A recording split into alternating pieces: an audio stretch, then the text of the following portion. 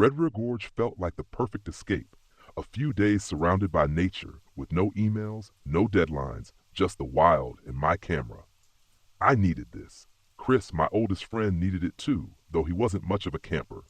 I convinced him to come along. I figured the trip might rekindle our bond. We parked my RV at a quiet trailhead, miles from the crowded campgrounds. As I unloaded my gear, Chris sat on a rock fiddling with a bottle of water. "I still don't know why I agreed to this," he muttered, squinting at the dense forest. "It's like the trees are closing in." I laughed. "That's the point, Chris. We're off the grid, fresh air, peace, maybe even some wildlife for me to photograph." "Yeah, great. Bears, wolves, that sounds peaceful." I ignored him, shouldering my pack. "Come on, it's a short hike. We'll camp near the river." Chris groaned but followed. The trail was narrow, lined with jagged cliffs and thick underbrush. The gorge lived up to its reputation, stunning, rugged, and untamed. But there was something else too. The air felt heavy. I brushed it off, chalking it up to the humidity. By the time we reached the riverbed, the sun was low on the horizon. I paused, staring. Something was wrong.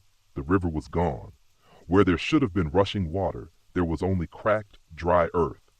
Chris stopped beside me, his expression shifting from annoyance to unease. Evan, are you sure this is the spot?" "Positive," I said, pulling out my map. "The river runs right through here." Chris crouched, touching the dry ground. "Looks like it hasn't been here in years." "That's impossible. It was flowing last week." My voice faltered. It didn't make sense. I felt a flicker of doubt, but quickly buried it. "It's probably seasonal," I lied, unwilling to admit how unsettling this was. "Let's set up camp." As night fell, the forest came alive. Or rather, it didn't. Normally, the woods buzzed with life. Insects, frogs, rustling leaves. But here, the silence was oppressive. Even the wind seemed afraid to move. Chris sat close to the fire, nervously poking at the flames. "Does it feel quiet to you?" "It's remote," I said, fiddling with my camera. "Relax." He snorted. "Sure, relax, while nature murders me." "Chris, you're being—" I stopped. My camera had just powered down. Frowning, I turned it back on and reviewed the footage from earlier. That's when I saw it. A figure. It was blurry, almost imperceptible, but unmistakably humanoid. It stood at the edge of the frame, hidden among the trees. I blinked, rewound the clip, and zoomed in. The image distorted, the figure disappearing into static. "What's wrong?" Chris asked, noticing my expression. "Nothing," I said quickly, shutting the camera off. "Just a glitch." The first night passed without sleep. I heard it, the faint sound of footsteps circling our campsite, stopping just outside the firelight. Every time I shone my flashlight, there was nothing. Nothing. Chris didn't hear it. He was snoring in his tent, blissfully unaware. The next morning, we met Laura. She appeared suddenly, stepping out from the trees as we packed our gear. Her boots were worn, her hair tied back beneath a bandana. She looked like she belonged here, unlike Chris, who flinched at the sight of her. "Morning," she said, her tone friendly but guarded. "Didn't expect to see anyone this far out." "We're camping," I said, forcing a smile, "doing some photography." She nodded, her dark eyes scanning the dry riverbed. "Strange, isn't it? This river used to run year-round." "You've been here before?" Chris asked. "A few times," she said, "but I stay on the main trails now. This area is different." "Different how?" I asked, though I wasn't sure I wanted the answer. She hesitated. "You've heard the stories, right? About the Wendigo?" Chris groaned. "Oh, great. A ghost story. That's what I need." "It's not a ghost," Laura said sharply. "It's a spirit, a creature. The Wendigo appears when something's wrong, when the land's been disrespected, or people have gone too far. It preys on greed and hunger." I laughed, trying to ease the tension. "Well, good thing we're not greedy." Laura didn't laugh. She looked at me, then at Chris. "Be careful. Things can change quickly out here." Laura's warning lingered as we hiked deeper into the forest. Chris was unusually quiet, glancing over his shoulder every few minutes.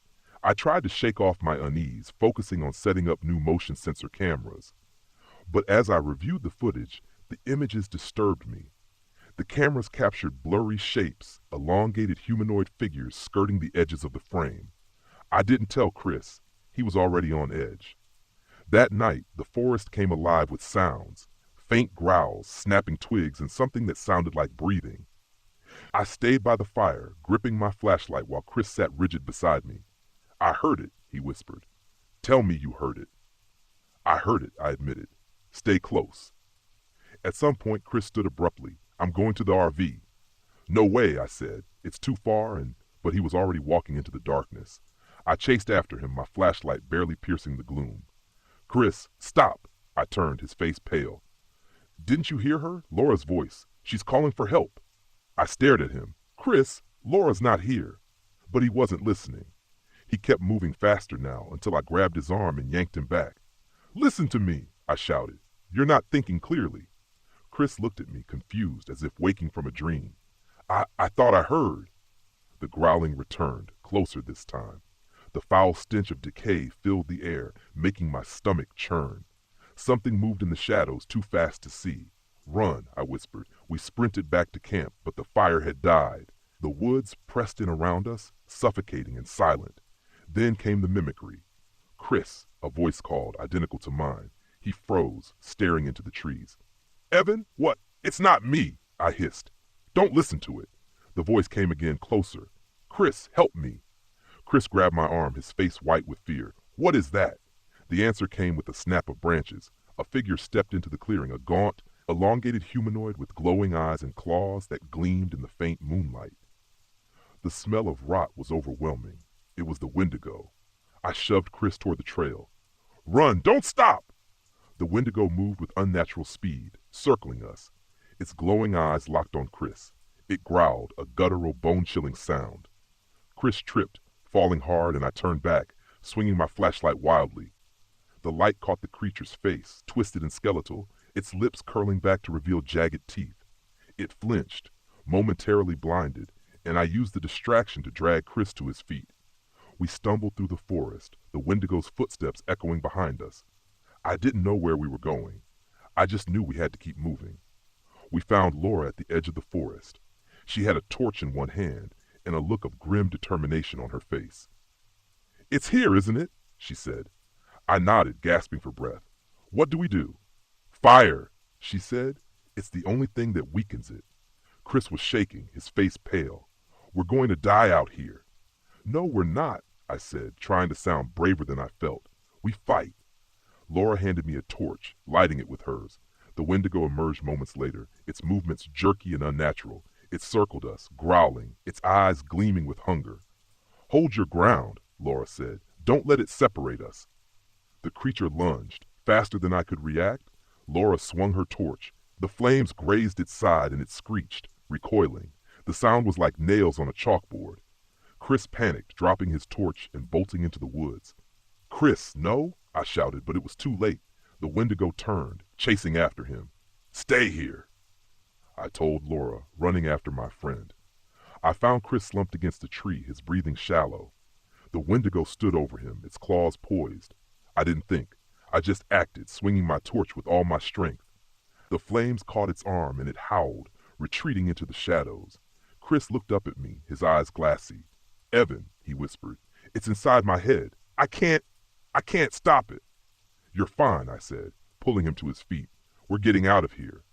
We made it back to Laura, but Chris wasn't the same. He muttered incoherently, his eyes darting around like he was seeing things I couldn't. We have to go, Laura said. Now. The three of us ran, the Wendigo's growls following us all the way to the RV. When we finally reached it, I shoved Chris inside and slammed the door. Laura and I collapsed, exhausted, but something felt wrong. Chris was silent, sitting in the corner, his head bowed. I approached cautiously. Chris, I said. He looked up, smiling, a cold, unnatural smile. You can't escape, he said, his voice distorted. The Wendigo's reflection gleamed in his eyes. We drove away, leaving the gorge behind, but the claw marks on the RV side were a stark reminder of what we'd faced. Chris didn't speak again. His smile was frozen, his eyes distant.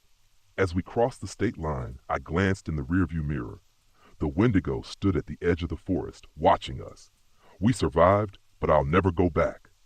Some places aren't meant to be disturbed.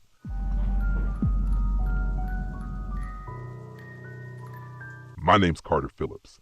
It was 2009, and I was on my third night RV camping just outside the Sierra Nevada mountains, not too far from Mono Lake.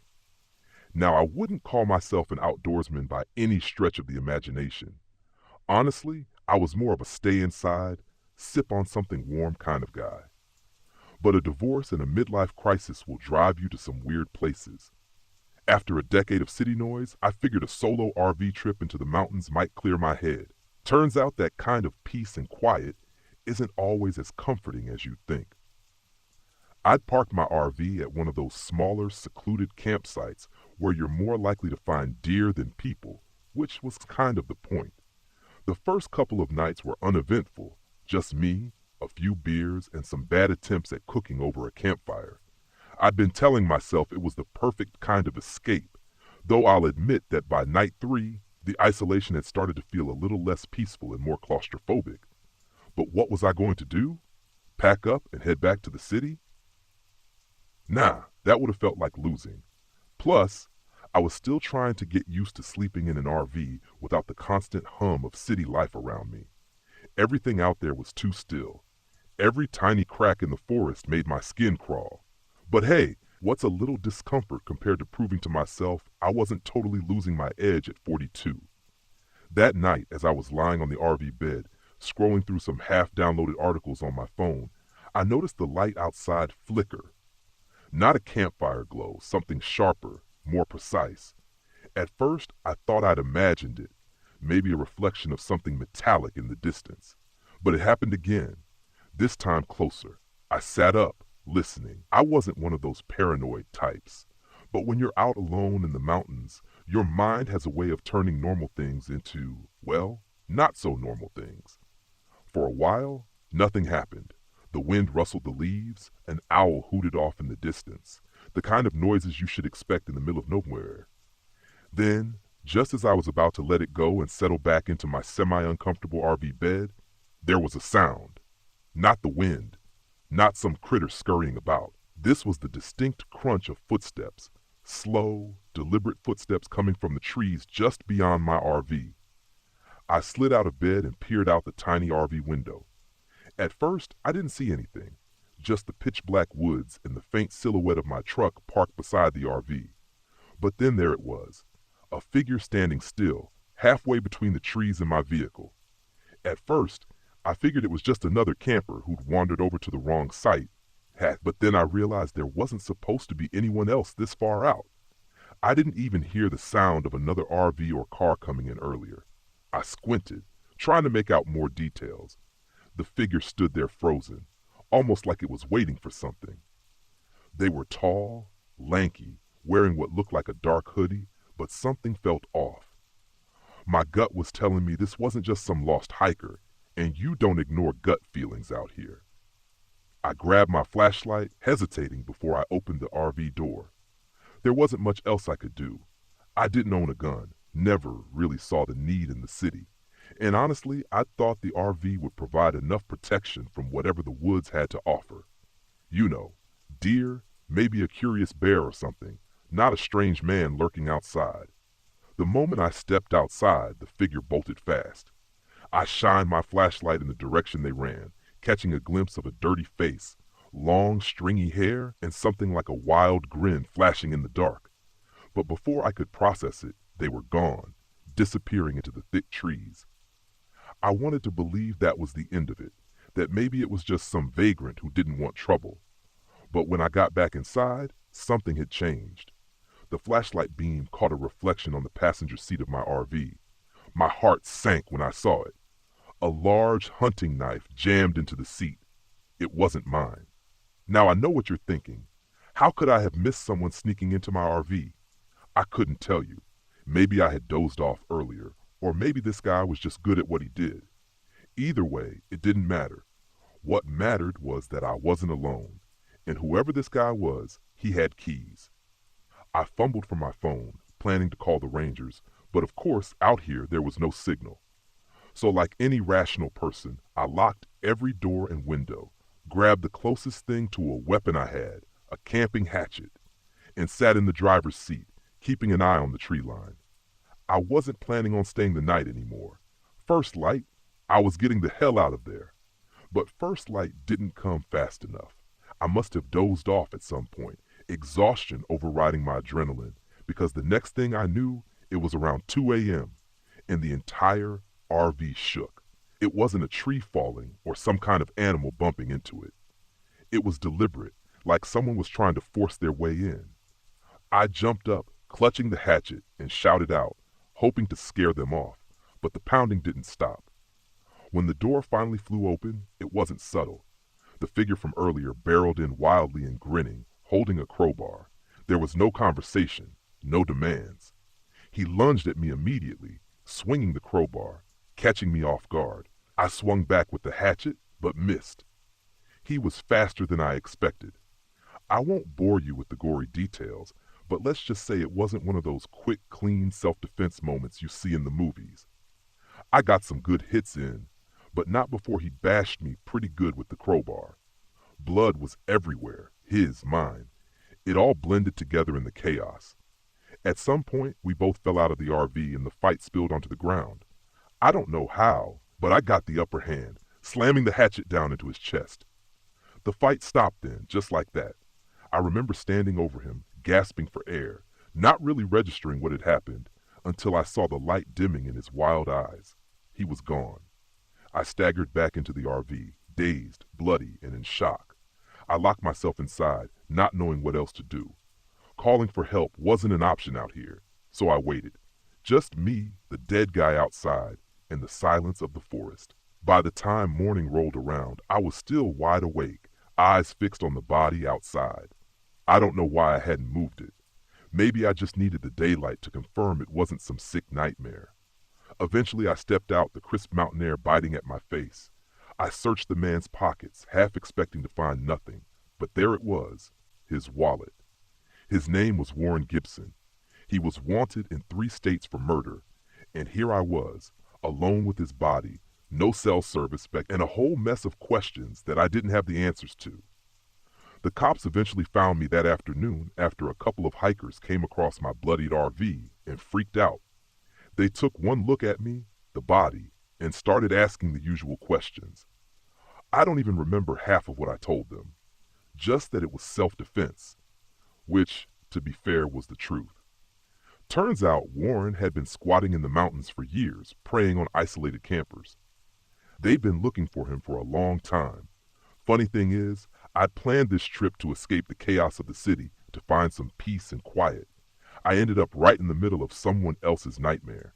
Still, all things considered, I guess I got off easy.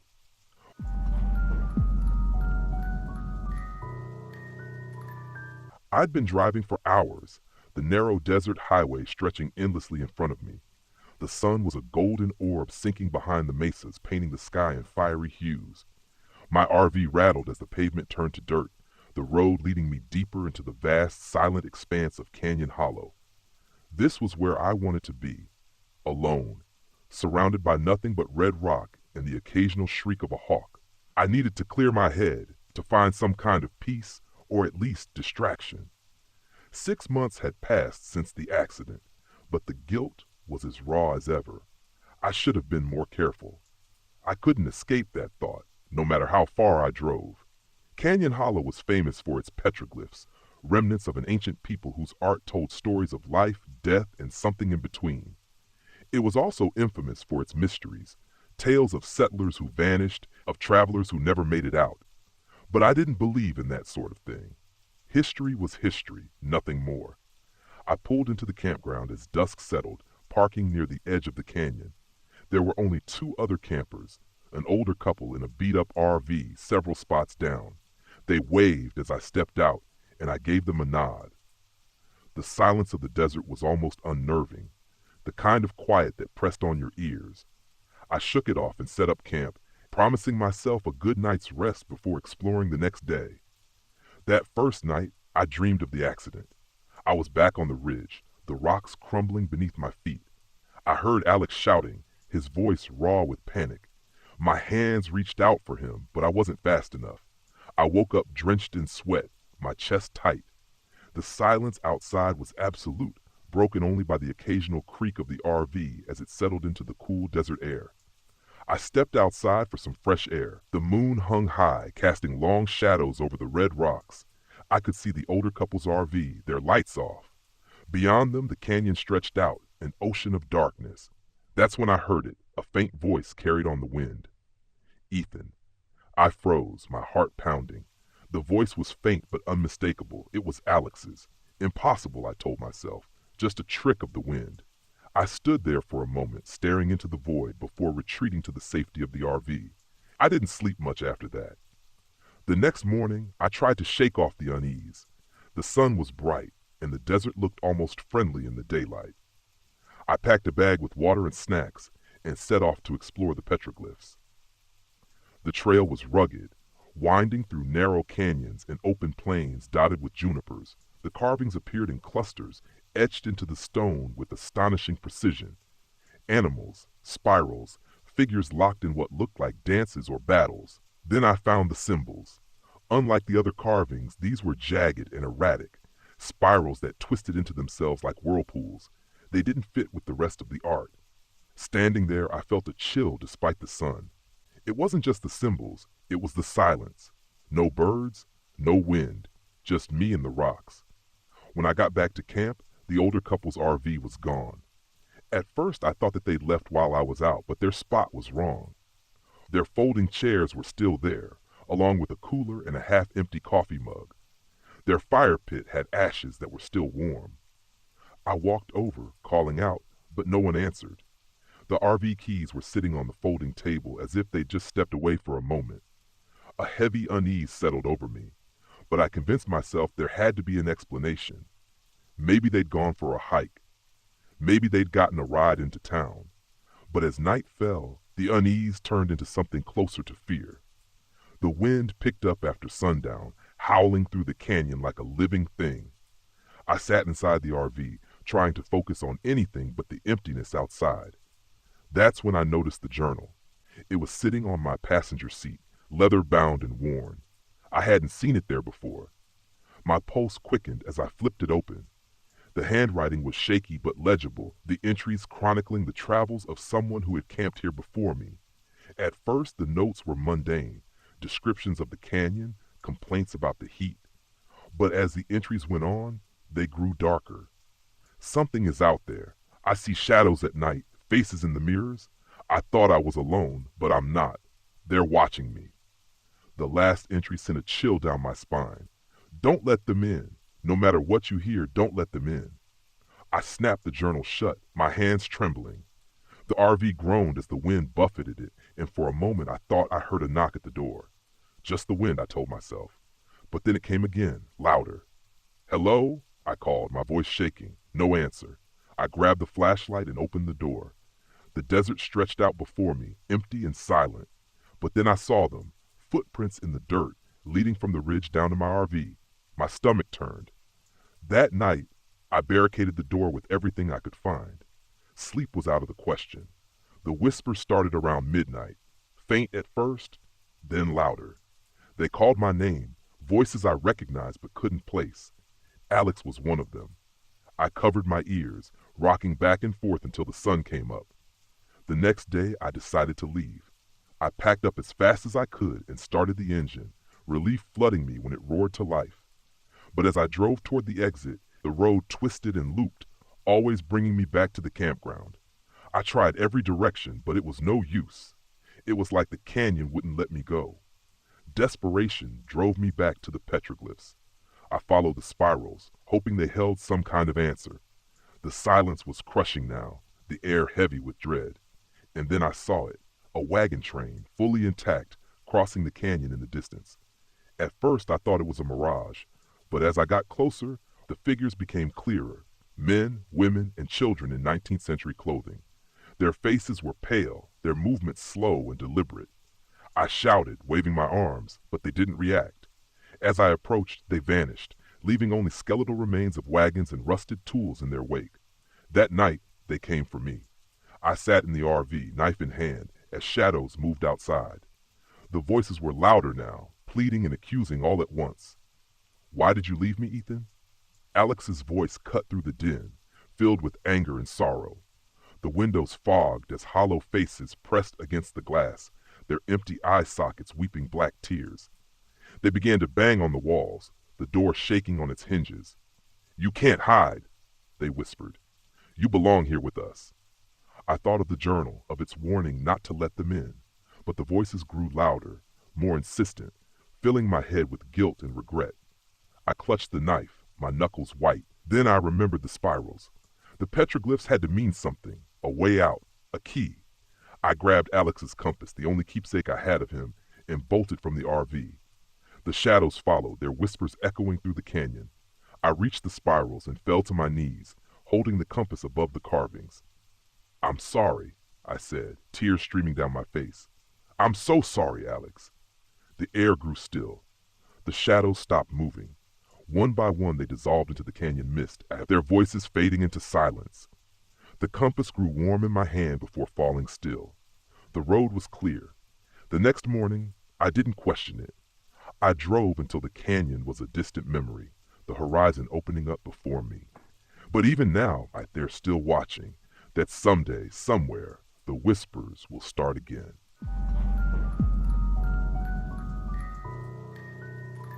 Nobody tells you that being a small-town cop is just glorified babysitting. Not until you're knee-deep in chasing down some idiot for stealing lawn chairs off his neighbor's porch. My name's Jacob Spivey. I've been patrolling the streets of Silver Grove, Ohio for the better part of 10 years. Not a long time, but long enough to get a feel for the place, know everyone by their first name, and learn which drunk idiots you're going to have to drag out of the bar after a Browns game. It was 1997, a year that stuck with me for a lot of reasons, mostly because it was the year everything went sideways. Way sideways. Small towns have their secrets, sure, but nothing like this. So it all started when the calls came in about a group of kids gone missing. Typical small town stuff, you'd think. Kids wandering off into the woods to do whatever it is kids do these days. Hell, I remember sneaking into the woods as a kid myself. But this was different. It wasn't just a couple of teenagers disappearing after a Saturday night. We were talking 4 kids, all under the age of 12. They were out for a camping trip with some Boy Scout group, and nobody had seen them since they wandered away from the campfire. Naturally, I got called in along with my partner, Jared Granger.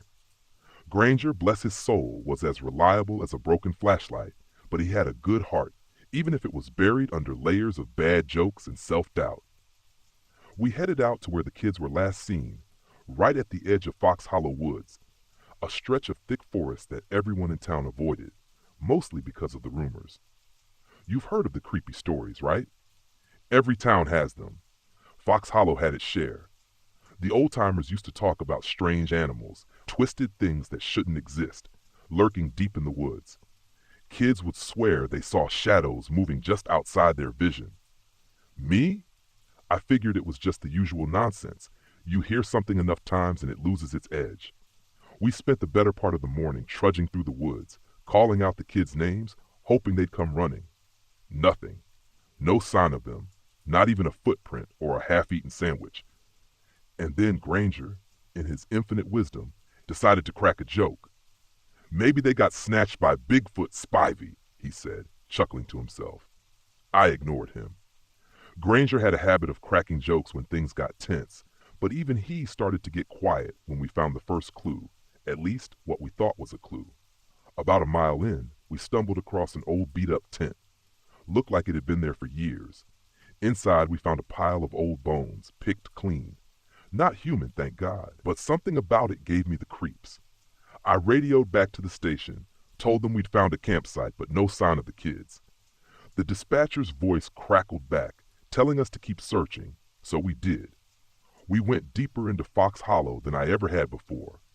Granger was quiet by now, his usual jokes replaced with nervous glances over his shoulder. It was late afternoon when we found something I still can't explain. There was this clearing, completely silent, no birds, no wind, nothing. In the center of the clearing was a small mound, like someone had piled up dirt and left it there. It wasn't the mound that bothered me, though. It was what was on top of it. A pile of shoes, tiny shoes like the kind you'd see on kids. Some of them were old, dirty, covered in mud, while others looked practically new, like they'd just been worn yesterday. My stomach turned, and Granger looked like he was about to be sick. Maybe it's some kind of prank, Granger muttered, but I could tell he didn't believe it. We were standing there, trying to figure out what to do next, when we heard something, a rustling sound, like leaves being dragged across the ground. We both turned at the same time, and that's when we saw it. Or him, I guess. At first, I thought it was a man, just some vagrant who'd been living in the woods too long. He was hunched over, his back bent in a way that didn't seem natural. His arms were too long, his skin stretched thin, and his head, God, I don't even know how to describe it. It looked like he was wearing a mask, but it wasn't a mask. His face was twisted, contorted, like it had been melted and reshaped into something almost human, but not quite. He didn't move right either. It was like he was learning how to walk all over again. Jerky movements, his head twitching from side to side as he shuffled toward us. My hand went straight to my holster, but Granger was frozen. Couldn't blame him. I was terrified too. But cops don't get paid to be scared, so I yelled out, "Stop, police!" The thing didn't stop. It just kept coming, slow at first, but then it broke into a run, barreling toward us faster than anything that should be able to move on two legs. I pulled my gun, fired twice, dead center. It should have dropped, but it didn't, just kept coming. Granger finally snapped out of it, pulled his gun too, and we both unloaded on this thing, but it was like shooting at air. It didn't even flinch. I wish I could say we stood our ground, acted like the tough cops we were supposed to be, but I'd be lying. We ran like hell, crashing through the trees, barely able to keep our footing. That thing, it chased us. But it wasn't just following us, it was toying with us, cutting us off, herding us in one direction, deeper into the woods. We finally made it to a stream, and I dove into it, figuring that maybe, just maybe, it wouldn't follow us into the water. Granger was right behind me, gasping for air. I'll never forget the look on his face, the terror that had replaced his usual cocky grin. "Did you see it?" Granger whispered, his voice shaking. "What the hell was that?" I didn't answer. I didn't have an answer. We stayed there in the water for what felt like hours, waiting, listening. It was getting dark by the time we finally crawled out and made our way back to the road. By then, I was starting to think we'd imagined the whole thing, that maybe it was just some kind of mass hysteria. But then we found Granger's jacket. It was lying on the road, torn to shreds. There were no footprints, no signs of a struggle, just his jacket, lying there like a forgotten piece of litter. We reported it, of course, told the chief what we'd seen, but you can imagine how that went. Nobody believed us. Missing kids, sure, but a monster in the woods? Yeah, right? We were told to take a few days off, clear our heads, but I couldn't clear my head. Neither could Granger. He stopped coming to work after that, said he was moving, getting the hell out of Silver Grove. Can't say I blame him. I stuck around, though. Someone had to figure out what happened to those kids. A week later, the bodies were found. Well, what was left of them. They were scattered through the woods, mauled, torn apart like roadkill. But it wasn't animals. No animal could do that. I know what we saw that day wasn't human, but nobody else does. Nobody else will. The thing that lives in Fox Hollow Woods, it's still out there, and it's not done yet.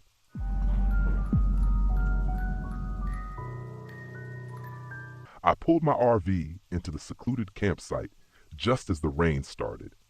The drops pinged against the roof like tiny bullets, creating a rhythm that, under other circumstances, might have been calming.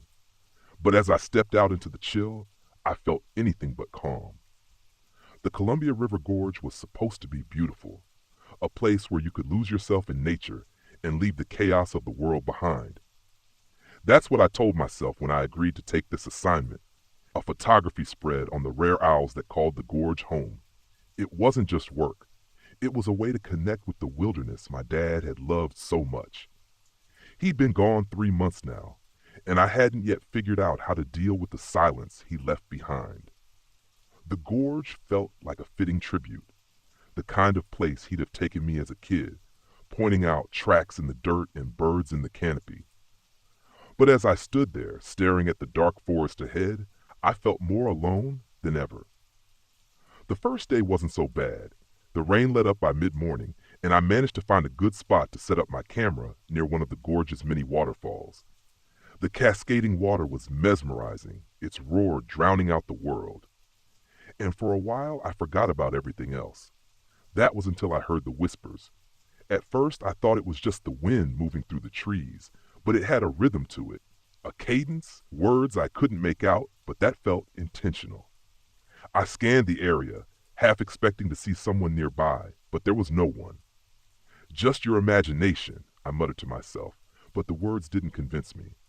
That night, as I reviewed the photos I'd taken, the rain came back with a vengeance. The RV rocked slightly in the wind, and the forest outside the windows turned into an impenetrable wall of black. I tried to focus on the images, but I couldn't shake the feeling that something was off. One shot in particular stood out, a photo of the waterfall. In the corner, faint but unmistakable, was a shadowy figure standing among the trees. I told myself it was a trick of the light, just the contrast of the water spray against the dark forest. But then I heard the footsteps. They were slow, deliberate, and heavy. At first, they seemed far off, but they grew louder, closer, circling the RV.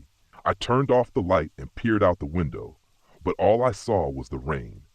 The footsteps stopped, but the unease stayed with me long after I'd crawled into bed. The next day, I ventured deeper into the forest, determined to shake off the previous night's paranoia. The gorge was breathtaking, its trails winding through dense greenery and past cliffs that offered stunning views of the river below. I lost myself in the work, snapping shots of moss-covered rocks and misty trees. That's when I found the carvings.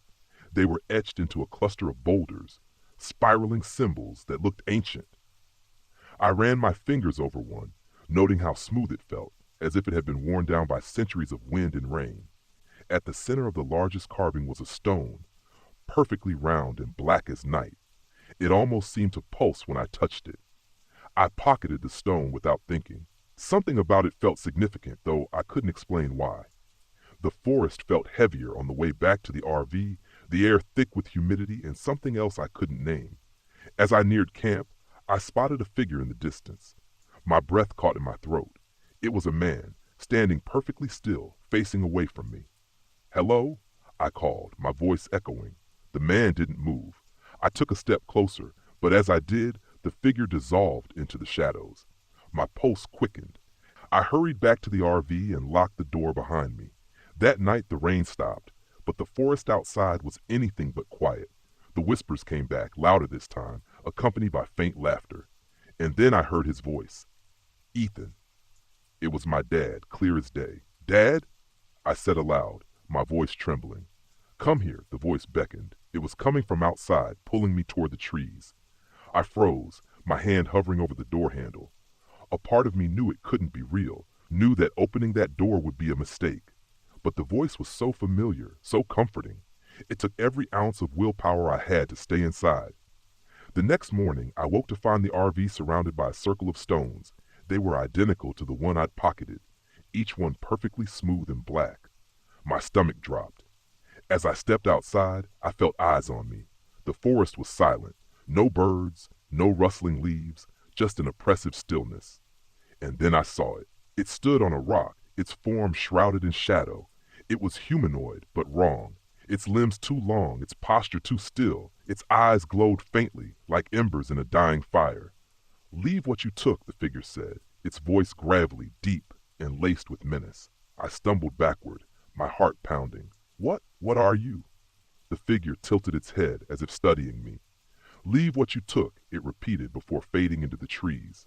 I spent the rest of the day in a fog, trying to make sense of what I'd seen.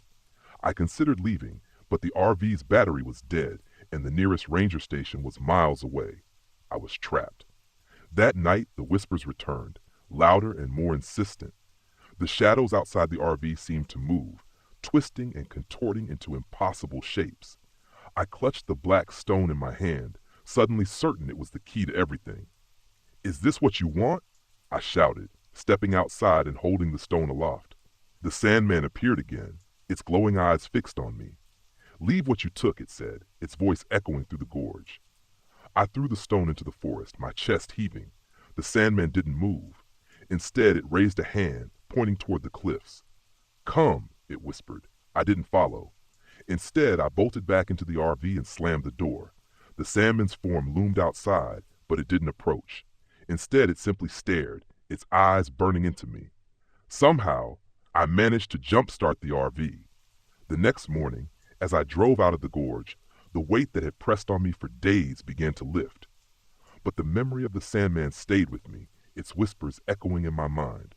Weeks later, as I developed my photos, I found something chilling in one shot. A stunning image of an owl perched on a branch.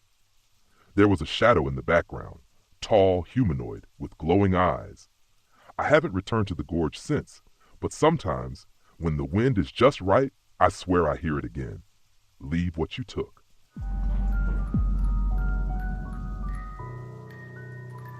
My name is Ellie Carter. I'm 29 years old, and I write for a travel magazine. This happened last October when I took my RV to Devil's River State Natural Area in Texas to research a piece for an article called Hidden Gems of Texas. I thought I was prepared for the isolation, the wilderness, and even the eerie stories about the place. I was wrong.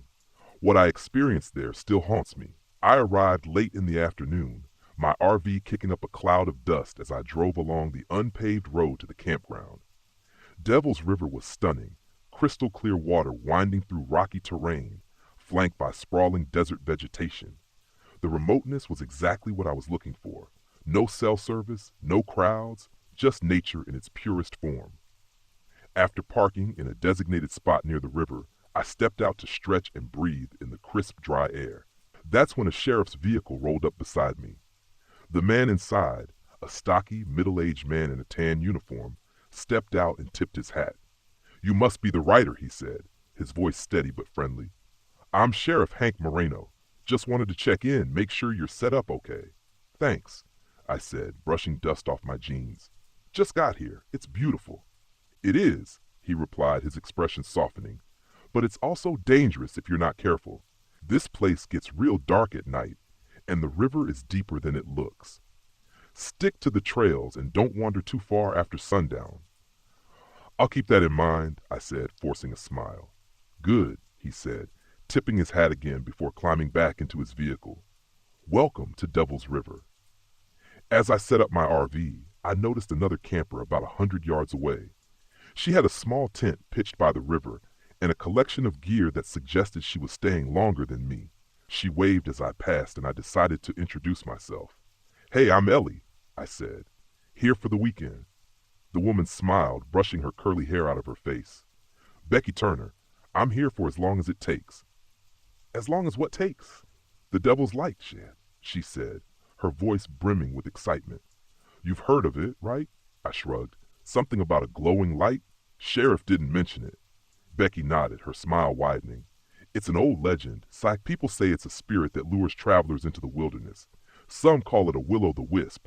Others say it's the devil himself. I'm here to find out." I tried not to laugh. "So you're a ghost hunter?" "Amateur paranormal investigator," she corrected, "and Devil's River is one of the most active spots in Texas." I nodded politely, but her enthusiasm bordered on absurd. Still, she seemed harmless enough. That night, I set up my camera to capture the stars. The sky here was unlike anything I'd seen before, a vast canvas of shimmering light.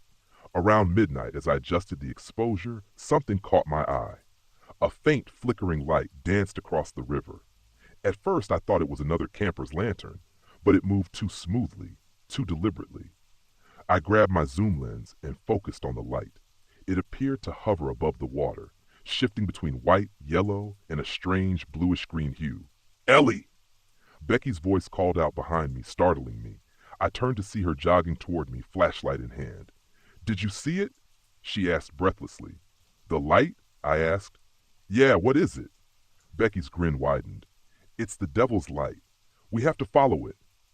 I frowned. "Follow it? Isn't that the whole thing? People who follow it disappear." "That's the legend," she said. "But I'm here to figure out what's really going on. It's probably just gas or reflections, but imagine if it's something more." I hesitated, then shook my head. "I'm staying here. Good luck." Becky looked disappointed, but nodded. "Suit yourself." She headed toward the river, her flashlight bouncing with each step. I watched her disappear into the darkness, my unease growing. The next morning, I ran into Sheriff Moreno while hiking to a scenic overlook. He seemed relieved to see me still in one piece. "I see," he said. "Of course," I replied, though my tone lacked conviction. "Do you know anything about the Devil's Light?" His face darkened. "It's just a story. But I've had to search for enough people who went missing out here to know there's something off about this place. Stay close to camp, Ellie. Don't go chasing things you don't understand."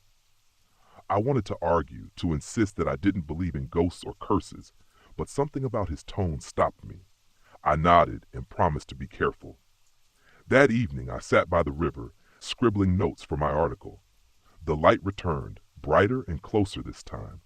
It moved along the water's surface, then stopped, hovering just above the far bank. "Becky?" I called, but there was no answer. I grabbed my flashlight and walked to her campsite, only to find it abandoned. Her tent was still there, along with her equipment, but Becky was gone. Panic rose in my chest. "Becky!" I shouted into the night, my voice echoing across the canyon. The light flickered, and for a moment I thought I heard her voice. "Ellie, help me." Without thinking, I stepped into the river, the cold water soaking my boots as I waded toward the sound. The further I walked, the brighter the light became, until it enveloped me entirely. I stopped, shielding my eyes, and realized I wasn't alone. Figures emerged within the light. Shadows of people, their faces hollow and spectral. They reached out to me, their hands translucent and trembling. "Help us," they whispered in unison, their voices layered with desperation. I turned to run, but the water dragged at my legs, holding me in place. One of the figures stepped forward, a woman with long, wet hair clinging to her face.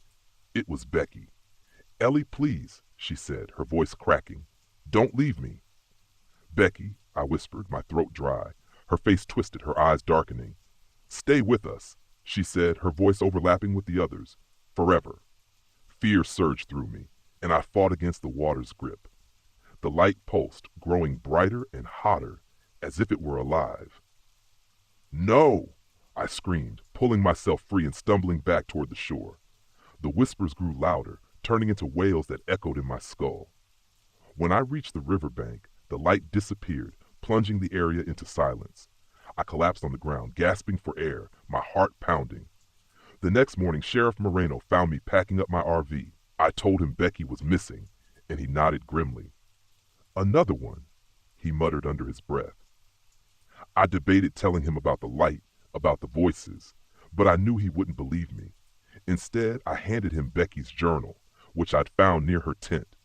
"I'm sorry," I said, and I meant it. As I drove away, I glanced in my rearview mirror. For a split second, I thought I saw the light flicker behind me. I haven't written about Devil's River. Some stories aren't meant to be shared, but sometimes, late at night, I dream about the light and the whispers return. And I wonder if Becky's still out there, waiting for someone else to answer her call.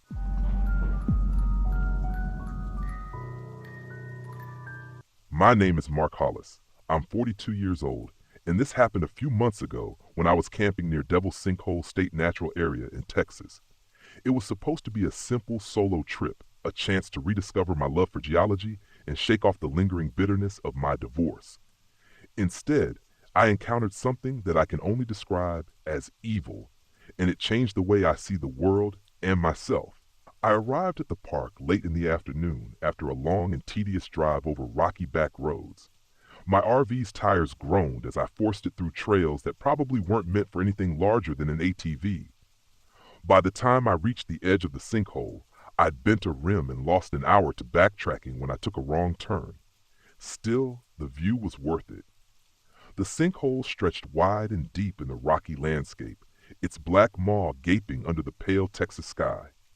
The guidebook said it was 400 feet deep, and as I stood at the edge, staring into the void, I could believe it.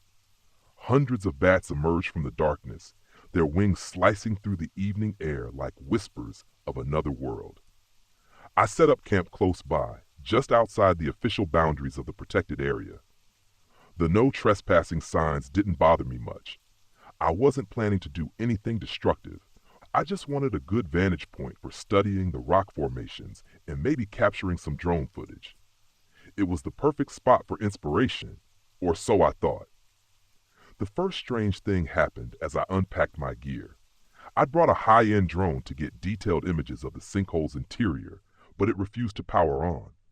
I charged it the night before, but now the battery was dead. When I swapped it for a spare, the drone buzzed to life, only to lose connection as soon as I tried to fly it over the sinkhole. Damn signal interference, I muttered, though I couldn't see anything nearby that might have caused it. I shoved the drone aside and grabbed my camera instead. As I set up my tripod, the bats began to swarm out of the sinkhole in greater numbers. I froze, staring as their flight pattern shifted into something unnervingly deliberate. For a moment, they seemed to form the shape of a hand, claws extended, before scattering into the twilight. I laughed uneasily, shaking off the feeling. Just my imagination, I said out loud, though the words rang hollow. That night, as I lay in my RV, the silence felt heavy, almost oppressive. I was used to the stillness of remote camping, but this was different. It was too quiet, as though the desert itself was holding its breath. Then the noises started. At first, it was just a faint groaning sound, like the wind rushing through the canyon, but as I listened, the groan turned into something deeper, almost like a voice. It was low and guttural, resonating from the direction of the sinkhole. "Mark!" I sat up straight, my heart pounding. The sound was faint but unmistakable. It was my name. I grabbed my flashlight and stepped outside, scanning the area. The beam of light cut through the darkness, revealing nothing but rocks and dry scrub. Still, the voice lingered in the back of my mind as though it had etched itself into my thoughts. I told myself it was just the wind, just my imagination, but I didn't sleep much that night. The next morning, I found something unusual near the edge of the sinkhole. Partially buried in the dirt was an old, weathered book.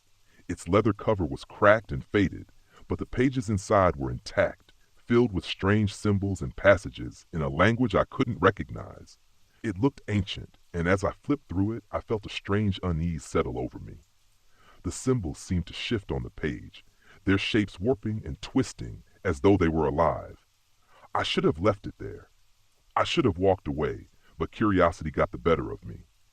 I brought the book back to the RV, intending to research it later.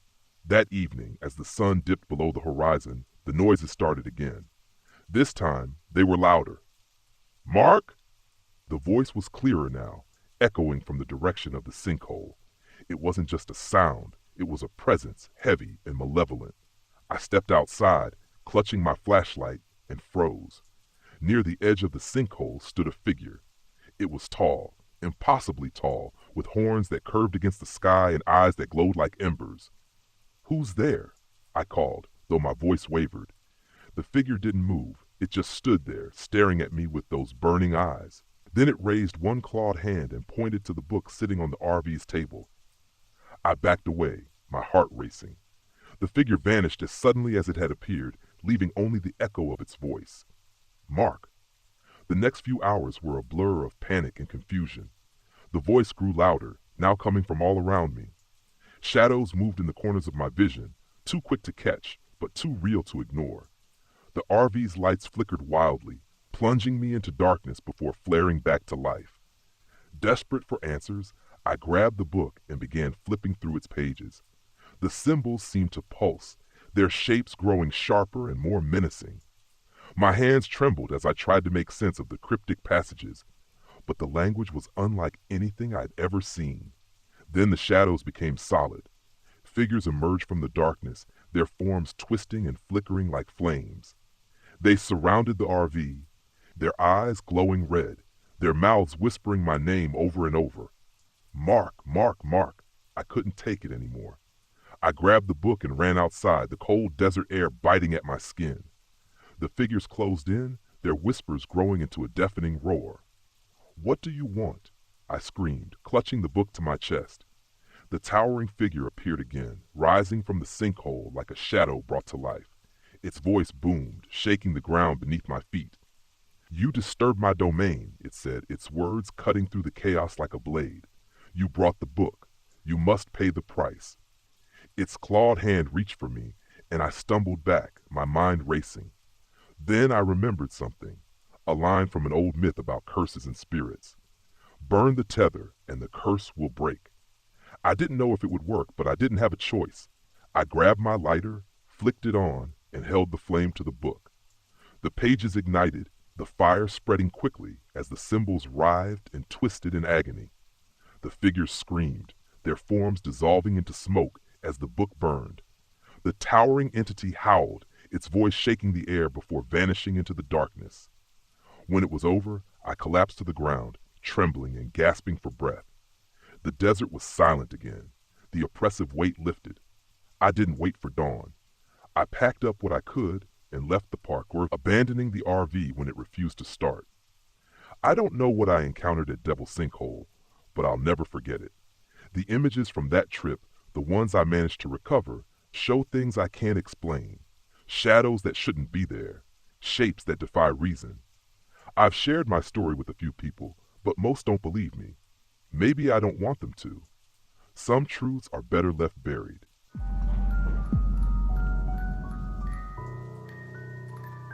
In the line of work I've chosen, I've had my fair share of encounters.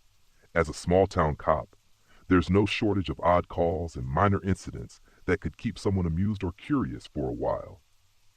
My name is Garrett Dillard, and I've been working as a sheriff's deputy here in Ransomville, Wyoming, for about 8 years now. Let me tell you, small towns aren't always the quiet, uneventful places people think they are, especially not out here. It was 2014, mid-May. I remember it well because that was the year my brother moved to Oregon. We were always close, and it felt weird not having him just a few hours away anymore. It made me throw myself into my work even more than usual. We all cope in different ways, right?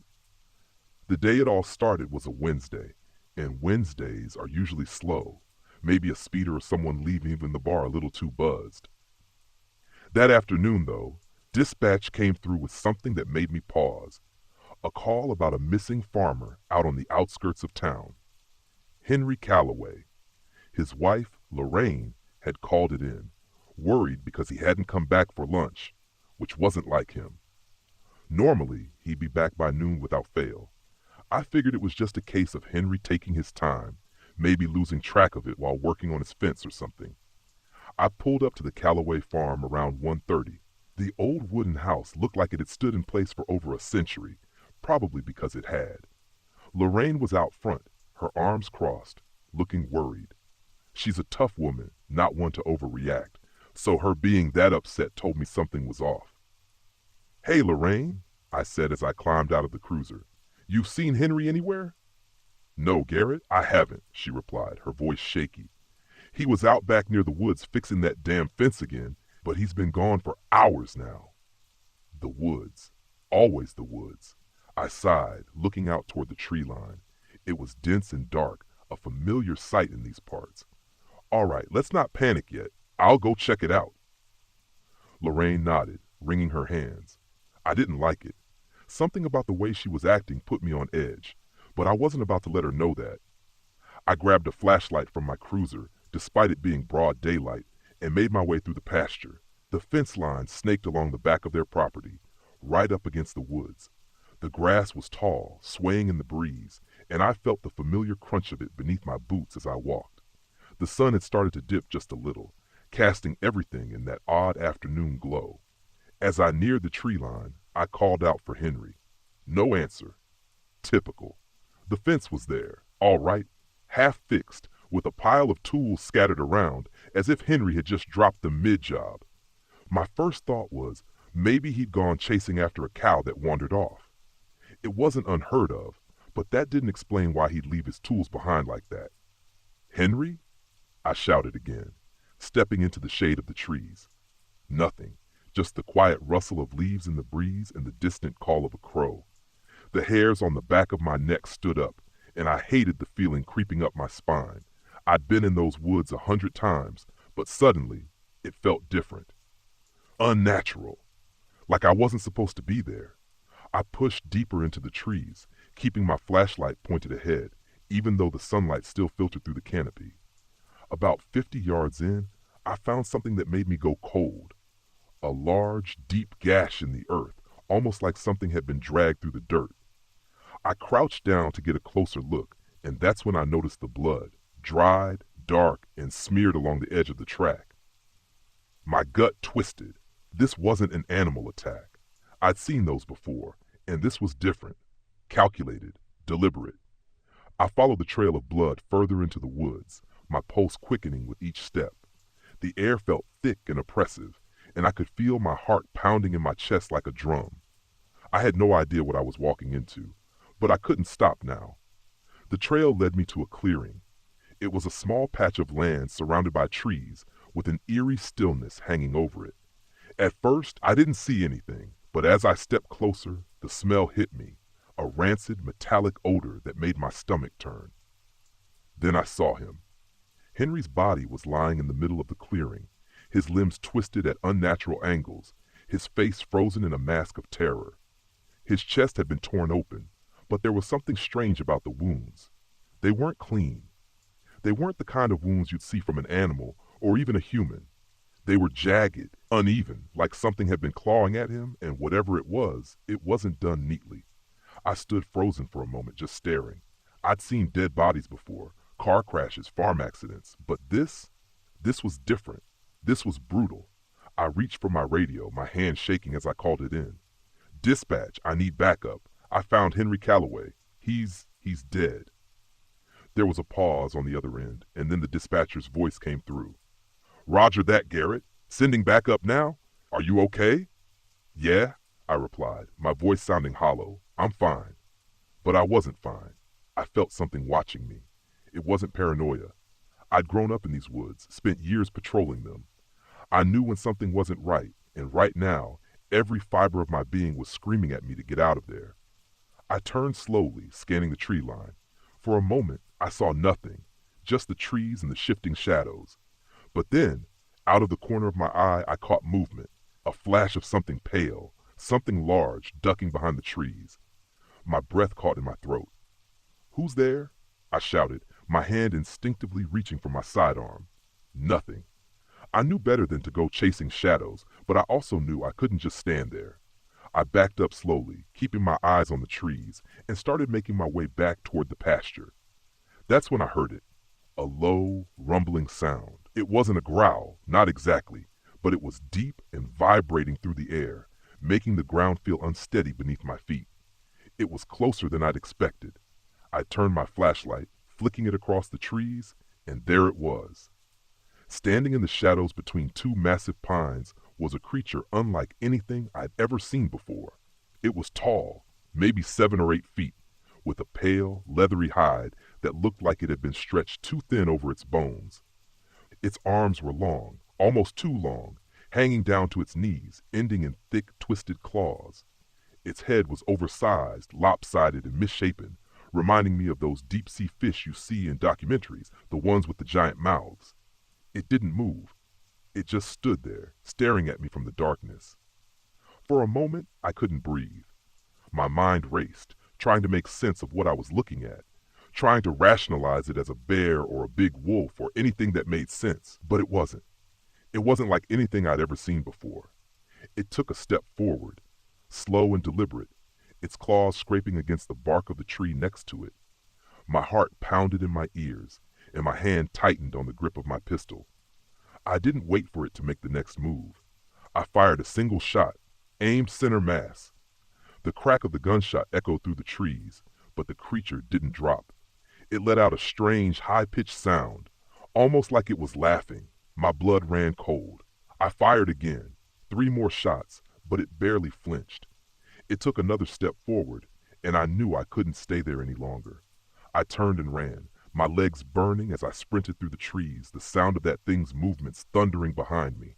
I didn't look back. I couldn't. By the time I burst out of the woods and into the pasture, Lorraine was standing on the porch, her eyes wide with fear.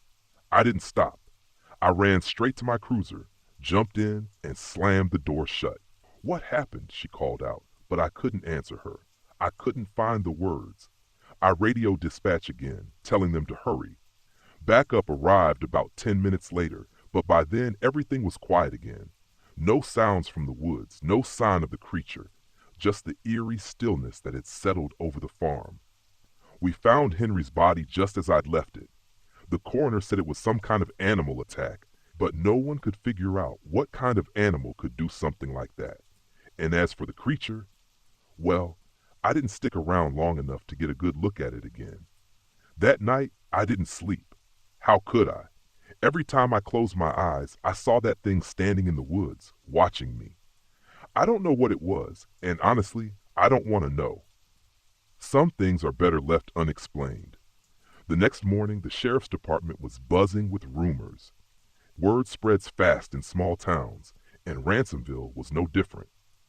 The official report called it an unidentified animal attack, but everyone could tell from the way I avoided talking about it that something more had happened. There was a look people gave me, half curious, half scared, like they wanted to ask me what really went down out there, but didn't want to hear the answer. The coroner, Dr. Clyde Jenkins, pulled me aside later that afternoon. He's one of those no-nonsense guys, the type that's seen just about everything, but even he seemed shaken up by Henry's condition. "Garrett," he said, his voice low, "I've been doing this job for 35 years, and I've never seen anything like this. The wounds on Henry's body, they don't match anything I know. Not a bear, not a wolf, not any predator native to these parts." He paused, rubbing his chin as if thinking twice about saying the next part. "And those tracks near the body, they weren't animal either, more like something upright, like a person." I tried not to let my face betray what I already knew. "You think someone did this?" He shook his head. "No human did this, Garrett. But it wasn't just some wild animal either. Whatever it was, it's not something we've encountered before." "Yeah," I muttered, not wanting to say anything more. "Thanks, Doc." I left the station soon after, taking a patrol car out along the edge of the forest where the Callaway farm backed up. I don't know what I expected to find. Maybe I thought I'd catch another glimpse of that thing, or maybe part of me hoped I'd find nothing at all, that I could convince myself it was just my imagination playing tricks on me. But as I sat there, staring into the tree line, my fingers drumming against the steering wheel, I knew I wasn't going to get that kind of peace. A part of me wanted to head back into the woods, armed this time with something bigger than my standard issue sidearm. I thought about grabbing a rifle from the station's armory, but it felt pointless. Whatever that creature was, it wasn't scared of bullets. As the days passed, the official investigation into Henry's death wrapped up, but the town didn't forget. People talked about the unusual circumstances behind the attack, and some even claimed to have heard strange noises at night, noises they'd never heard before. A few folks even reported livestock going missing, but I didn't follow up on those calls. I couldn't. Not after what I'd seen.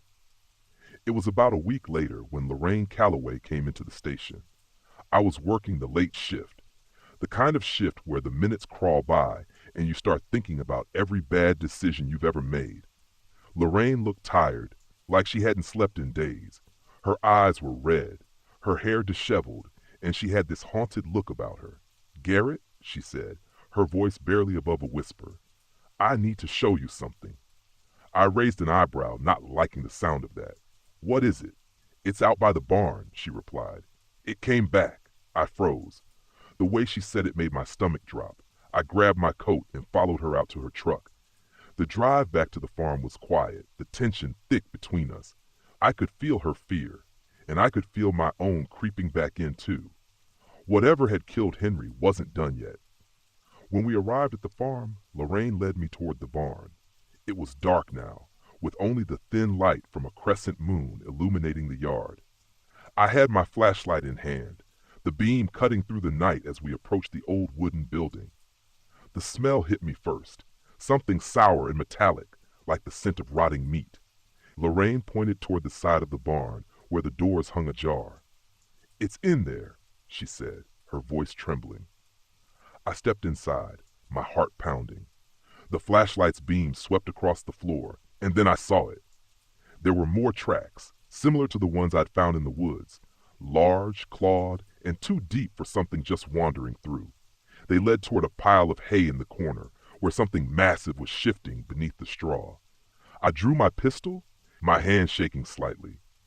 "Stay behind me," I whispered to Lorraine, though I wasn't sure why.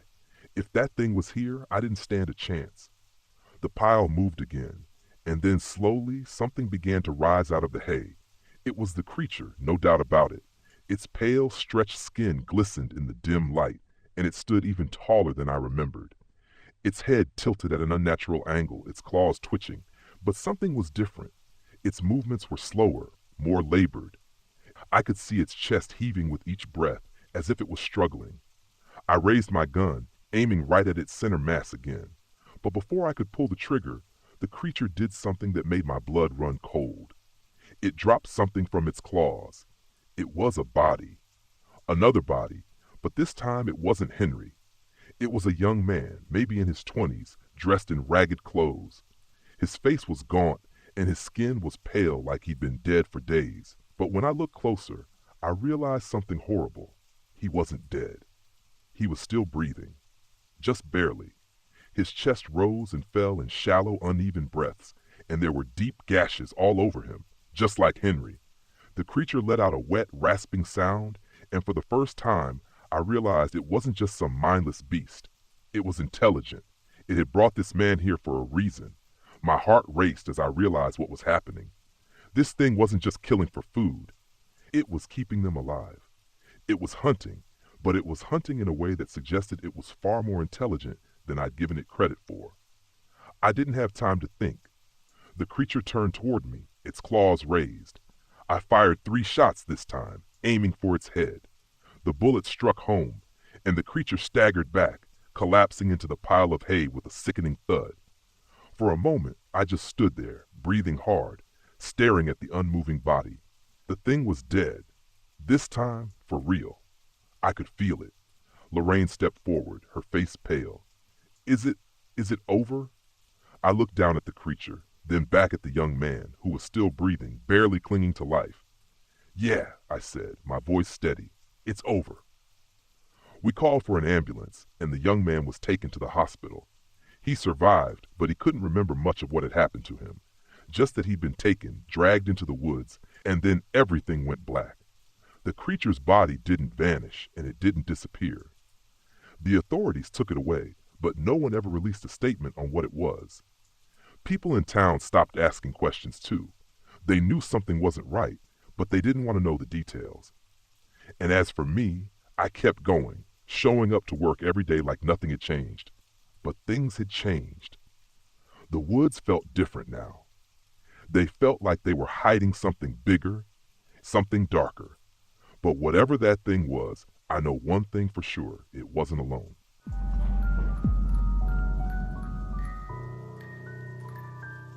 People think living on the road in an RV is freedom, and maybe it is for the right kind of person. For me, it was less about freedom and more about necessity.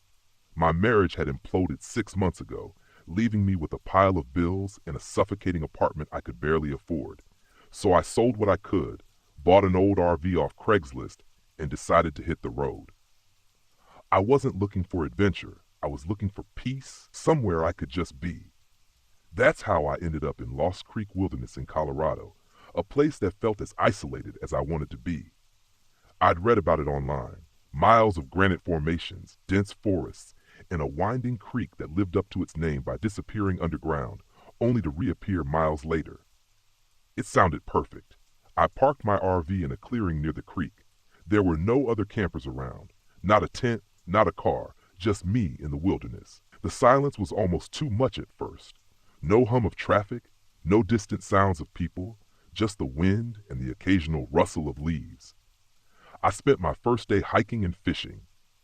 The trail was rugged but beautiful, and the trout in the creek were practically jumping into my hands.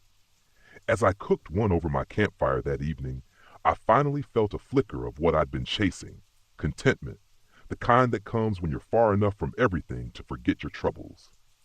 But that night, I noticed the silence again.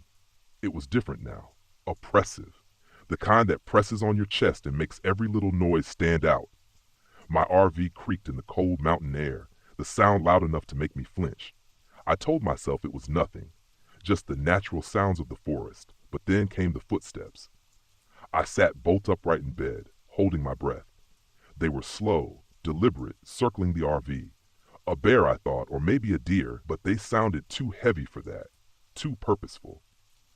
I grabbed the flashlight from beside my bed and peered out the window. Nothing, just the dark silhouettes of trees and the faint glimmer of moonlight on the creek. The footsteps stopped. The silence returned, but it was worse now, charged, like the air before a storm. I stayed awake until dawn, clutching the flashlight like it was a weapon. The next morning, I tried to shake it off. Maybe I'd imagined the whole thing. The forest could play tricks on your ears. Still, as I stepped outside, something felt off. My hiking boots, which I'd left neatly by the RV door, were gone. I searched the clearing, my frustration growing. I finally found them downstream, soaked and muddy, wedged between two rocks. I hadn't been near the creek since the day before, and even if I had, why would I throw my boots in the water? I tried to laugh it off, convincing myself it was my own stupidity, but the unease stayed with me. Later, while hiking a different trail, I came across something stranger, carvings on the rocks near the creek, deep, jagged lines that formed symbols I didn't recognize. They didn't look natural, but they weren't clean enough to be man-made either. They gave me the same tight-chested feeling I'd had the night before, like I wasn't supposed to be there. The electrical problems started that evening. The RV's lights flickered as I cooked dinner, and the heater sputtered before going dead completely. I wasn't too worried. I was a mechanic by trade and could usually patch things up. But as I worked on the wiring, I couldn't shake the feeling that I was being watched. I kept glancing over my shoulder, but there was nothing there, just the woods, dark and endless. I told myself to get a grip, but the feeling didn't go away. When I stepped outside to grab a tool from the storage compartment, I saw something that stopped me cold. A trail of stones led from the RV to the creek, perfectly spaced, almost deliberate. I hadn't put them there. That night, the footsteps came back, louder this time, and accompanied by something else, a scraping sound, like nails on metal. My heart pounded as I grabbed the flashlight and opened the RV door. The beam of light swept across the clearing, catching only trees and shadows. But then, just at the edge of the woods, I saw it, a figure. It stood motionless, half hidden behind a tree. Its limbs were too long, its shape all wrong, and its eyes, God, its eyes, glowed faintly in the dark, reflecting the light like an animal's. My throat went dry as it stepped forward, just enough for me to see the unnatural way it moved, like it didn't fully understand how to walk. I slammed the door and locked it, my hands shaking. The footsteps stopped. The silence returned, but it wasn't comforting. It felt like the forest itself was holding in its breath. The next morning, I found claw marks on the RV door, deep, jagged gouges that hadn't been there the day before. My first instinct was to leave, to pack up and drive until I reached the nearest town. But when I tried to start the RV, the engine wouldn't turn over. The battery was dead, drained completely overnight. Panic began to creep in, but I forced it down. I could fix this. I'd fixed worse. I spent the day trying to jumpstart the engine with a makeshift generator I'd rigged up, but the feeling of being watched never left me. Every time I glanced toward the trees, I half expected to see the figure again. That afternoon, I found an old journal tucked into a crevice near the creek. The leather cover was worn, the pages yellowed with age. Inside were handwritten entries from someone who had camped here before me. The first few pages were normal. Notes about the weather, the scenery, but the tone shifted quickly. There's something in the woods. It doesn't want me here. I see it at night, watching from the trees. The entries grew more frantic, the handwriting messier. The last one sent a chill through me. It's in the clearing. I can't leave. If you find this, go. Leave while you still can. That night, the thing came closer. I was sitting by the fire, knife in hand, when I saw it again. This time, it didn't stay at the edge of the trees. It stepped into the clearing, its movement slow and deliberate. The firelight illuminated its form, a twisted skeletal figure with impossibly long arms and legs. Its skin was pale and stretched tight over its bones, and its face, it didn't have a face, just smooth, featureless skin and those terrible glowing eyes. I stood frozen, every instinct screaming at me to run. But where would I go? The RV wouldn't start, and the nearest road was miles away. The thing moved closer, its limbs jerking unnaturally as if pulled by invisible strings. I did the only thing I could think of. I grabbed a dry branch from the fire and swung it, the flames flaring as they caught the air. The creature hissed a guttural, inhuman sound and backed away, retreating into the shadows. I didn't sleep that night. At dawn, I made one last attempt to jumpstart the RV. My hands were trembling as I connected the wires, as if silently praying for the engine to turn over. When it finally roared to life, I almost cried. I didn't even bother packing up. I left the campsite as it was, speeding down the dirt road with the RV shaking beneath me. My heart didn't stop racing until I hit pavement, and even then I kept glancing in the rearview mirror, expecting to see those glowing eyes chasing me. It's been months since that trip, and I haven't set foot in the wilderness since. The RV still has claw marks on the door, a reminder of how close I came to whatever that thing was. Sometimes when I'm alone at night, I feel it again, that oppressive silence, the sense of being watched. And sometimes, just out of the corner of my eye, I think I see it, waiting, watching. Maybe I never really left Lost Creek. Maybe part of me is still there, standing in the clearing, staring into the trees. Or maybe it followed me.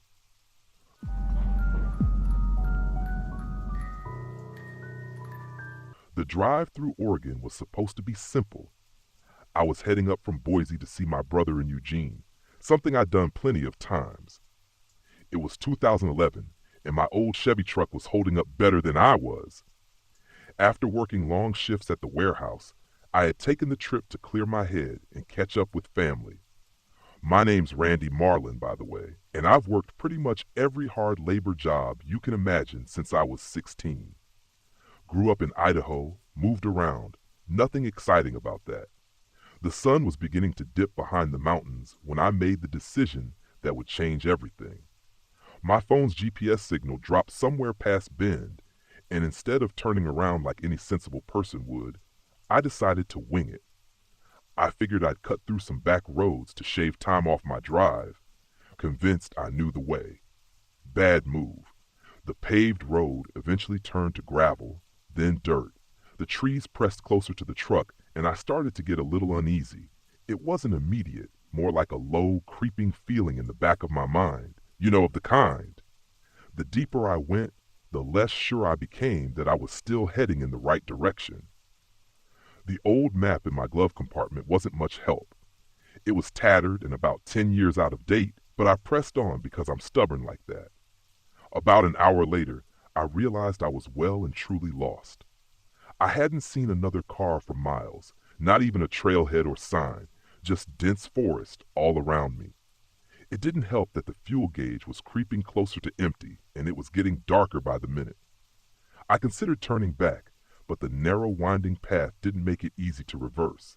I finally pulled over when the dirt road became too uneven for my old truck to handle. Getting stuck out here seemed like a worse idea than just walking to see if I could get my bearings. The night was closing in, and I was in the middle of nowhere. Grabbing a flashlight from my backpack, I figured I'd walk a bit, find some sort of landmark, and head back. The air was thick, smelled of pine and wet earth, and the deeper I walked, the more I noticed how dead quiet it was. No birds, no insects, not even the wind through the trees, just nothing. It felt unnatural, but I shook it off, chalking it up to exhaustion. After walking for what felt like hours, I stumbled upon what looked like an old cabin tucked away behind thick undergrowth. It wasn't marked on my map. Hell, the map didn't show anything this far in. The place had probably been abandoned for years, but at that moment it seemed like shelter or a place to get my bearings. I stepped closer, the wooden steps creaking under my weight. The cabin looked like it had been built sometime in the 50s, maybe earlier. The windows were cracked or broken, and the roof sagged, but the door was intact. I knocked out of habit, though I didn't expect anyone to answer. Nothing. Pushing the door open, the smell hit me first. Stale, like something had been rotting in there for ages. My flashlight swept over old furniture, dust-covered shelves, and what looked like an old deer carcass by the corner. It had clearly been there for a while. There was something off about the place, beyond the smell, beyond the decay. It felt watched, like eyes were on me from the moment I stepped inside. I don't spook easy, but something in me said to leave. Just turn around, walk back to the truck, and call it quits. But I was curious. That was another mistake. At the back of the cabin, I found a door leading to what looked like a basement. The door itself was old but reinforced, with scratches running down it like someone or something had been trying to claw its way out or in. I hesitated. The smart thing would have been to leave, but my gut told me that whatever was down there might explain why the place felt so wrong. I opened the door and a rank smell spilled out, sour like decay and mold. It took everything in me not to gag. The stairs were steep and narrow. My flashlight barely cut through the thick darkness as I descended. The air was colder down here, damp, and the silence that had been so unnerving above was even worse below. When I reached the bottom, I could make out shapes in the dark, shelves lined with jars, rusted tools hanging on the walls, and something in the far corner that I couldn't quite make out. As I stepped closer, the smell got stronger, more pungent. It was then that my light flickered and revealed what lay ahead. Bodies. At least a dozen, piled in a corner, half covered by rotting sheets. Some looked like they'd been there for years, skeletal remains with tattered clothes hanging off their bones. Others were fresher, their skin bloated and mottled. But it wasn't just the bodies that made my stomach churn. It was the way they were arranged, like someone had been keeping them as trophies. I froze, the reality of what I was seeing sinking in. This wasn't some old abandoned cabin. This was a killing ground. Suddenly I heard footsteps behind me, slow and deliberate. Whoever or whatever had done this was still here, and now I was too. I didn't even have time to think. I just ran, bolting up the stairs. I slammed the door shut behind me, my heart pounding in my chest. I didn't stop to see who or what had been down there. I just sprinted back through the trees the way I'd come, praying I could find the truck before it found me. But the woods weren't as empty as I thought. I heard them before I saw them. Voices, low and guttural, coming from deeper in the forest. I couldn't make out what they were saying, but it didn't sound right. It was more like a mix of English and something else, something primal.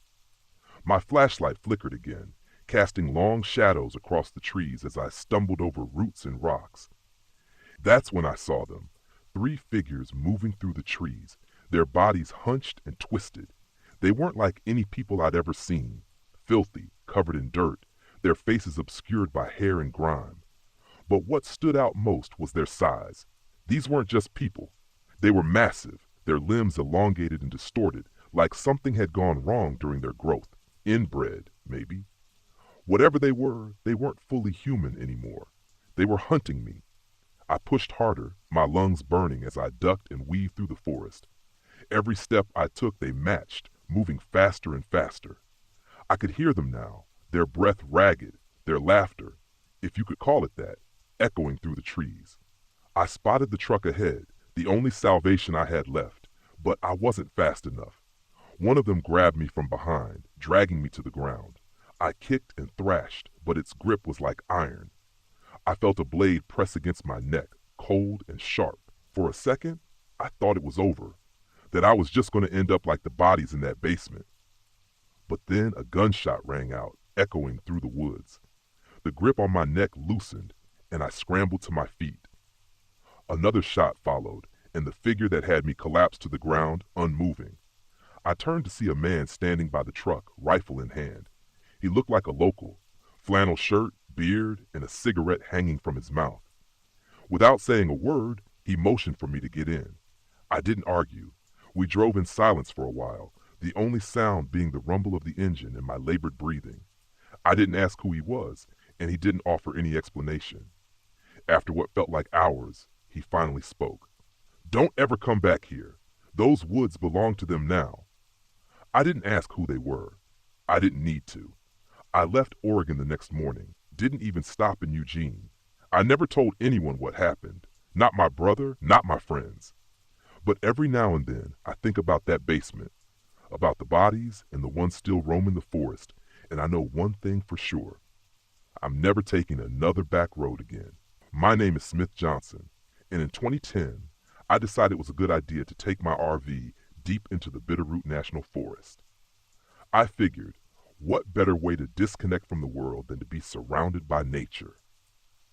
I'm not one of those off-the-grid survivalists. I'm just a guy who likes his quiet time and a break from the endless noise of civilization. I used to joke that the only thing more exhausting than my job was listening to my own brain at night, so a few days out here would do me good. I'd spent the better part of my life working in a cubicle, buried under stacks of paperwork. I figured that with a week off, I might as well take a drive to one of the most remote places in the country. I wasn't worried about anything serious happening. The way I saw it, the worst thing I'd have to deal with was maybe an overenthusiastic park ranger telling me not to park in certain spots or scolding me about campfire safety. Boy, was I wrong about that. I got settled into my little campsite, parked the RV, cracked open a beer, and stretched out in my chair. For the first time in months, I could feel my muscles relax. The sounds of the forest, birds chirping, the rustle of wind through the trees felt like music compared to the constant hum of office printers and ringing phones. It didn't take long before I found myself falling asleep to the sounds of the wild. Peaceful, right? Well, it wasn't long before I found out why no one else seemed eager to camp out this far. Around the second night, things started to feel off. The first strange thing? A lone shoe by a tree. Not a pair, just one single, worn-out boot. There was no one around to claim it. I made a joke to myself, something about a poor guy hopping home on one foot, but it felt weird. Something about seeing that lonely boot in the middle of nowhere sat wrong with me. I decided to leave it alone, thinking maybe someone had forgotten it on a hike. Later that night, while I was cooking dinner over the fire, I heard it, the scream. It wasn't a regular scream. This one cut through the air like a knife, jagged and desperate, like someone pleading for their life. My first instinct was that it was probably some animal. You hear all sorts of weird sounds in the forest at night, and people often mistake wildlife for something more sinister. But the scream came again and again. Each time, it sounded less like an animal and more like someone in serious trouble. I grabbed my flashlight and started walking toward the direction of the noise, my heartbeat pounding louder than my footsteps with each step. That sound, the crying, the shouting grew more distant. By the time I was deeper into the woods, I realized how isolated I really was. The campsite and RV were far behind me, the dim light of my fire just a tiny flicker through the trees, and still that screaming kept going.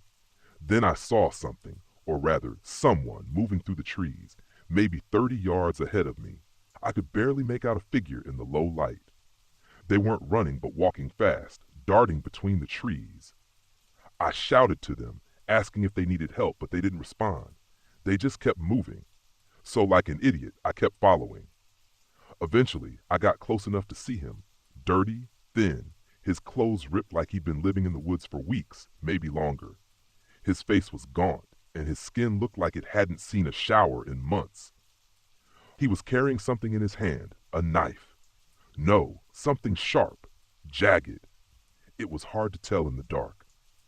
Then the screaming stopped. Everything went quiet. It was the kind of silence that sits heavy on your chest, like the whole world was holding its breath.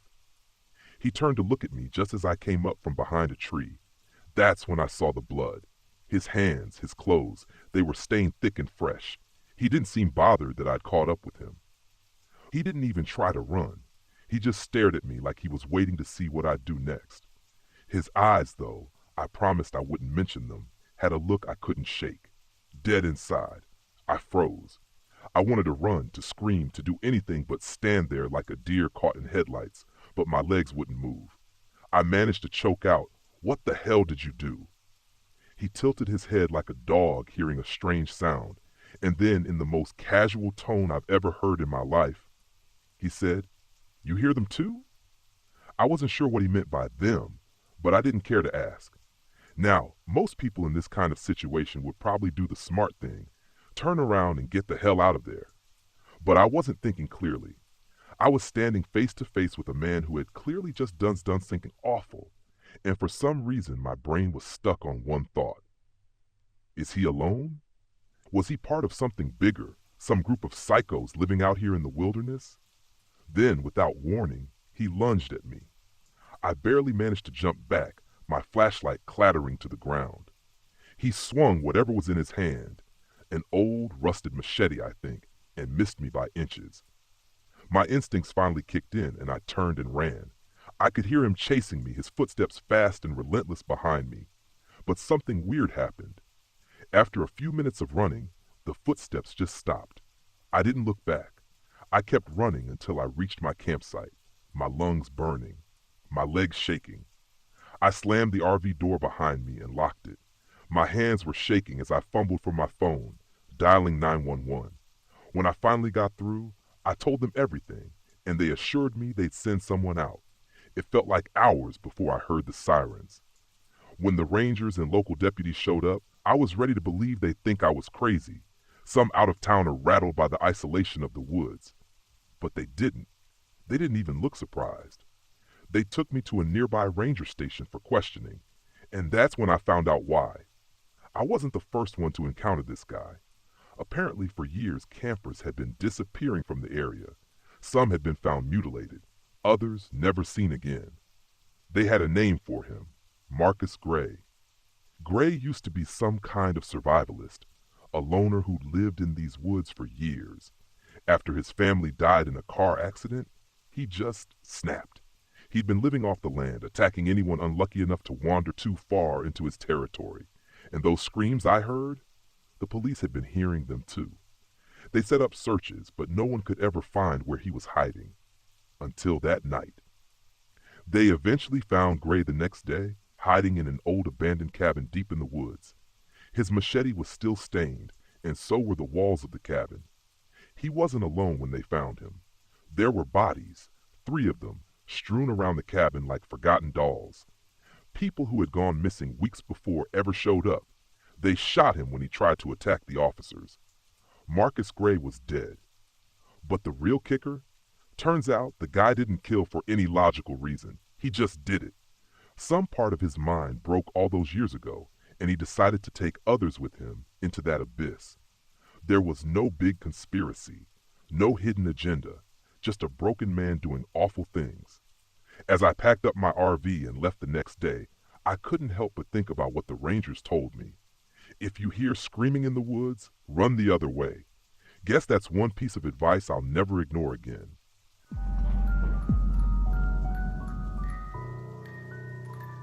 I've always told myself I came out here to find peace. After Avenkita died, I needed to get away from the pitying looks, the hushed conversations, the casseroles left on my doorstep. People meant well, but every act of kindness reminded me of what I'd lost. So I sold the house, bought the RV, and hit the road. At first, it was liberating. Just me, the open wilderness, and no one to answer to.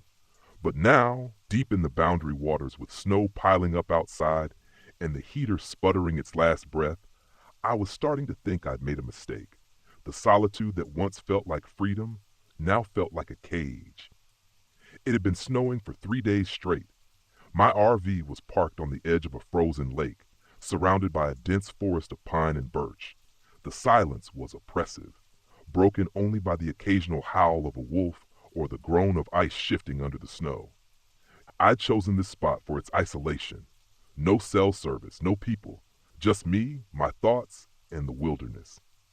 But the reality of winter camping was harsher than I'd anticipated. The cold seeped into every crevice of the RV, and the wood I'd gathered for my campfire burned faster than I could replenish it. The first strange thing happened on my second night. I was outside gathering snow to melt for water when I noticed the claw marks. They were etched into the bark of a tree near the RV, deep and deliberate. I frowned, running my gloved fingers over the grooves, too large for a wolf or a bear. Maybe the previous camper had a dog, I told myself, but the thought didn't sit right. The next morning, I went out to gather firewood and found the deer carcass. It was lying in the snow a few hundred yards from my campsite, its rib cage split open and its entrails strewn across the ground. The strangest part was that no meat had been taken. The kill was fresh, the blood still glistening, but whatever had done this hadn't eaten a bite. Tracks surrounded the carcass, humanoid, but with long, clawed toes that sank deep into the snow. My stomach turned. Wolves, I muttered, though I didn't believe it. Wolves don't leave kills untouched. That night, I locked the RV door and kept the fire burning until I fell asleep. The dream started on the third night. In the dream, I was walking through the woods, the trees twisting and groaning around me. The air was bitterly cold, and the snow crunched underfoot. A shadow moved ahead, gaunt and skeletal, with glowing yellow eyes that pierced the darkness. "Ethan," it whispered, its voice like wind through dead leaves. "Ethan, you are not strong enough." I woke with a start, my breath fogging in the freezing air. My heater had given out during the night, leaving the RV an icy tomb. I scrambled out of bed, my hands shaking as I relit the camp stove. When I opened the curtains, I saw footprints in the snow. They led from the edge of the forest to my RV, circling it in a tight spiral before disappearing back into the trees. My heart pounded in my chest. By the fourth day, my food stores were dwindling. I'd rationed carefully, but something had raided my supplies overnight. Packages of dried meat were scattered in the snow, their contents shredded and uneaten. My gas canisters for the backup stove were missing. I searched the RV from top to bottom, but there was no sign of them. The whisper started that afternoon. I was chopping wood when I heard it, a low, guttural growl followed by a voice calling my name. "Ethan." I froze, my breath visible in the frigid air. The voice was soft, almost melodic, but it sent a chill down my spine. I turned in a slow circle, my axe gripped tightly in my hand. "Who's there?" I shouted. The forest stared back at me, silent and indifferent. That night I saw it. I was sitting by the fire, my axe within reach, when I felt the hairs on the back of my neck stand on end. I looked up and saw it standing at the edge of the trees. It was tall, emaciated, and unnervingly silent.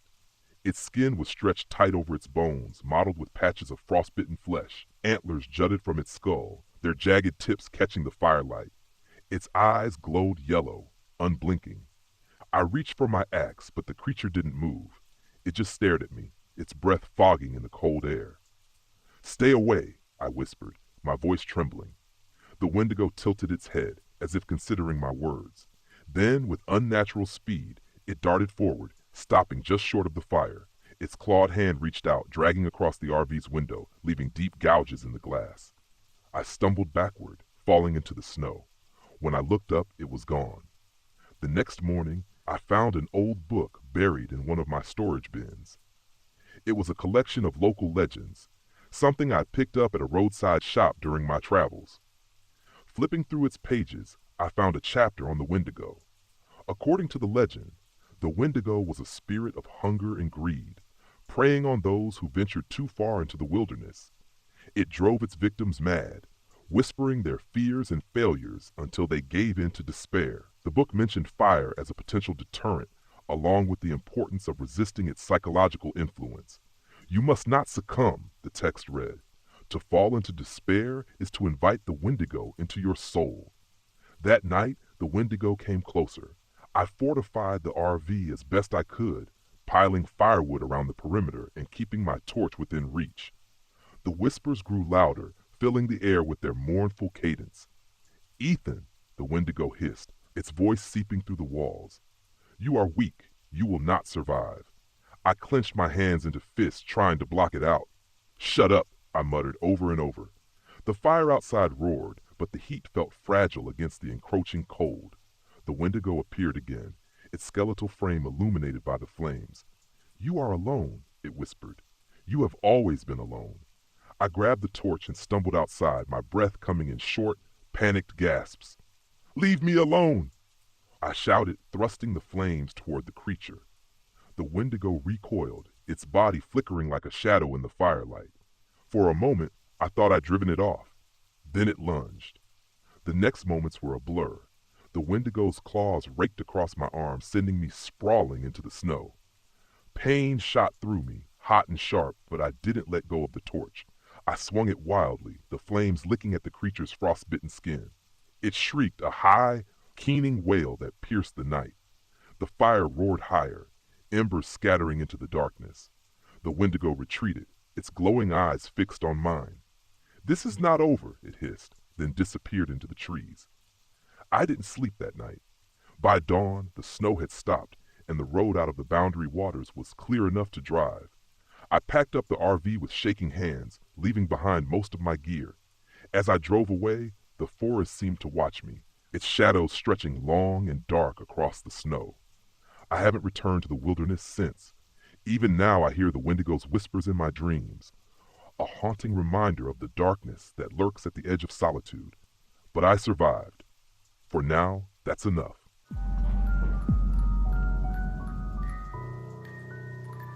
My name is William Adams. I'm 38 years old, and this happened in September of 2022 during what was supposed to be a peaceful solo trip to Tato State Park in Minnesota.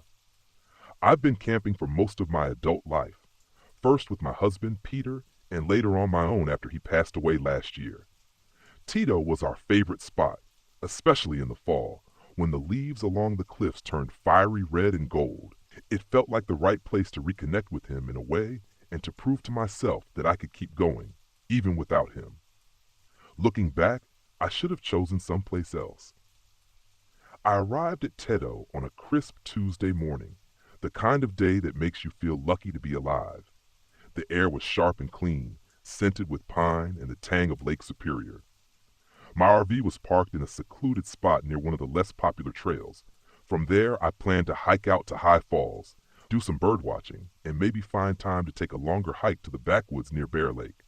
The ranger at the visitor center, an older man named Gabe, handed me a trail map and gave me a curious look. "You camping alone?" "Yeah," I said. "Is that a problem?" He hesitated. "Not a problem, but stick to the marked trails, okay? People get turned around out here. Compass won't always help you." I smiled politely, used to this kind of warning. "I'll be careful." He leaned closer. "And if you hear something calling your name out there, don't answer." I laughed, thinking he was trying to spook me. He didn't laugh back. My first hike was uneventful, peaceful even. I spent the day watching chickadees flit through the trees and trying to photograph a bald eagle perched high above the Baptism River. By the time I got back to my RV, the sun was setting, painting the cliffs in shades of amber and crimson. That first night, I cooked a simple meal on my portable stove and stretched out with a book. It was quiet, just the way I liked it, until the knocking started. It was faint at first, so soft I thought I imagined it. 3 knocks, spaced out on the side of the RV. I froze, listening. My first thought was an animal, maybe a deer or raccoon. But then it came again, louder this time. 3 deliberate knocks. "Hello?" I called out, feeling foolish. "Is someone there?" No answer, just the faint rustle of the wind in the pines. I turned on the exterior lights and peered out the window. But there was no one there. No footprints in the dirt, nothing. I told myself it was the wind, even though I knew better. The next morning, I shook off the unease and headed out for the longer hike to Bear Lake. The trail wound through dense forest, where sunlight filtered faintly through the canopy, dappling the path with patches of light. That's when I saw it, the first sign that something wasn't right. About a mile into the hike, I came across claw marks on a tree. They were deep, like something with massive talons had scraped against the bark. The forest here wasn't known for black bears, and besides, the claw marks were too high, too wide.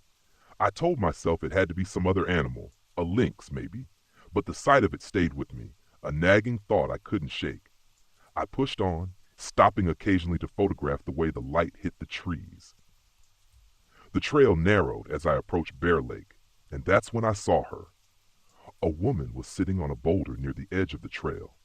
She was thin, with shoulder-length brown hair and pale skin that seemed too white against the deep green of the forest. "Hi there," I called out, trying to sound friendly. She didn't respond right away, just tilted her head slightly as though listening for something. "You okay?" I asked, stepping closer. Finally, she turned to look at me. Her eyes were gray, empty, somehow, like she wasn't fully there. "I'm lost," she said, her voice soft and monotone. "Lost? How long have you been out here?" She blinked slowly. "I don't know, a while." Something about her didn't feel right. Her clothes, jeans, and a flannel shirt were perfectly clean, with no dirt or sweat stains, even though she claimed to have been lost for days. I offered to walk her back to the main trail, but she shook her head. "You shouldn't go deeper," she said. her voice taking on an edge of urgency. It's not safe. Why not? But she didn't answer. She just stood up and walked into the trees, moving so quickly and silently that it was like she'd never been there at all. By the time I reached Bear Lake, the day felt off. The lake was as still as glass, its surface reflecting the sky and trees with unsettling clarity. I tried to focus on taking pictures, but my unease only grew. When I looked at my watch, 3 hours had passed. That didn't make sense. I'd been hiking for maybe an hour, 2 at most. I decided to head back, but the trail seemed different. I couldn't explain it, but the trees felt closer, the light dimmer, the path twisted in ways I didn't remember.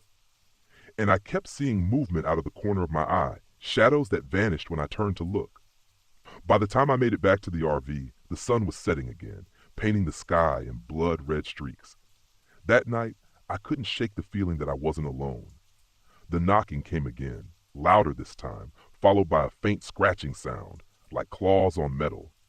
I stayed in the RV, clutching the kitchen knife I kept for emergencies, my heart hammering in my... Then I heard it. William. The voice was faint, distant, but unmistakable. It was Peter's voice, my husband's. William, come outside. Tears welled up in my eyes. For a moment, I wanted to believe it was real, but deep down, I knew it wasn't. William, it's me. Please. I clamped my hands over my ears, rocking back and forth, refusing to listen. The next morning, I decided to leave. I packed up the RV and tried to start the engine, but it sputtered and died. Again and again, it refused to turn over. Panicking, I grabbed my map and decided to hike back to the visitor center, but the forest seemed determined to keep me there. The trail shifted, the trees pressing closer, the whispers growing louder. They weren't Peter's voice anymore. They were a chorus, hundreds of voices murmuring in a language I didn't understand. And then I saw her again, the woman from before. She was standing in the middle of the trail, her head tilted at an unnatural angle. It feeds on grief, she said, her voice echoing strangely. What feeds on grief? I demanded. But before she could answer, her body began to disintegrate, crumbling into ash that was carried away on the wind. That night was the worst. I couldn't sleep, couldn't eat. The knocking came again, this time so loud it shook the RV. The whispers were everywhere, surrounding me, filling my ears. And then I saw it, a figure standing just outside the window. It was tall and impossibly thin, its limbs too long, its face a blank, featureless mask. It didn't move, it just stared. The final straw came when I stumbled upon a clearing filled with abandoned belongings, rusted tents, broken camping gear, even an old RV, its windows shattered and frame overtaken by moss. In the center was an ancient stone altar, slick with something dark and wet. A single voice called out, louder than the others. Peter's voice. William, please, we can be together again. I knew it wasn't him, but I was so tired, so broken. I stepped toward the altar, tears streaming down my face. But then I remembered. I pulled the locket from around my neck, the one that held Peter's photo, and hurled it at the altar with all my strength. The moment it struck, there was a blinding light followed by a deafening silence. When I came to, I was lying on the side of the main road. Gabe was there, shaking me awake. William, he said, his voice laced with concern, what the hell happened to you? I couldn't answer. I just climbed into the RV, which now started without a hitch, and drove away. I haven't been back to Tedo since, but sometimes, late at night, I hear the faintest sound of knocking, and I know the forest hasn't forgotten me.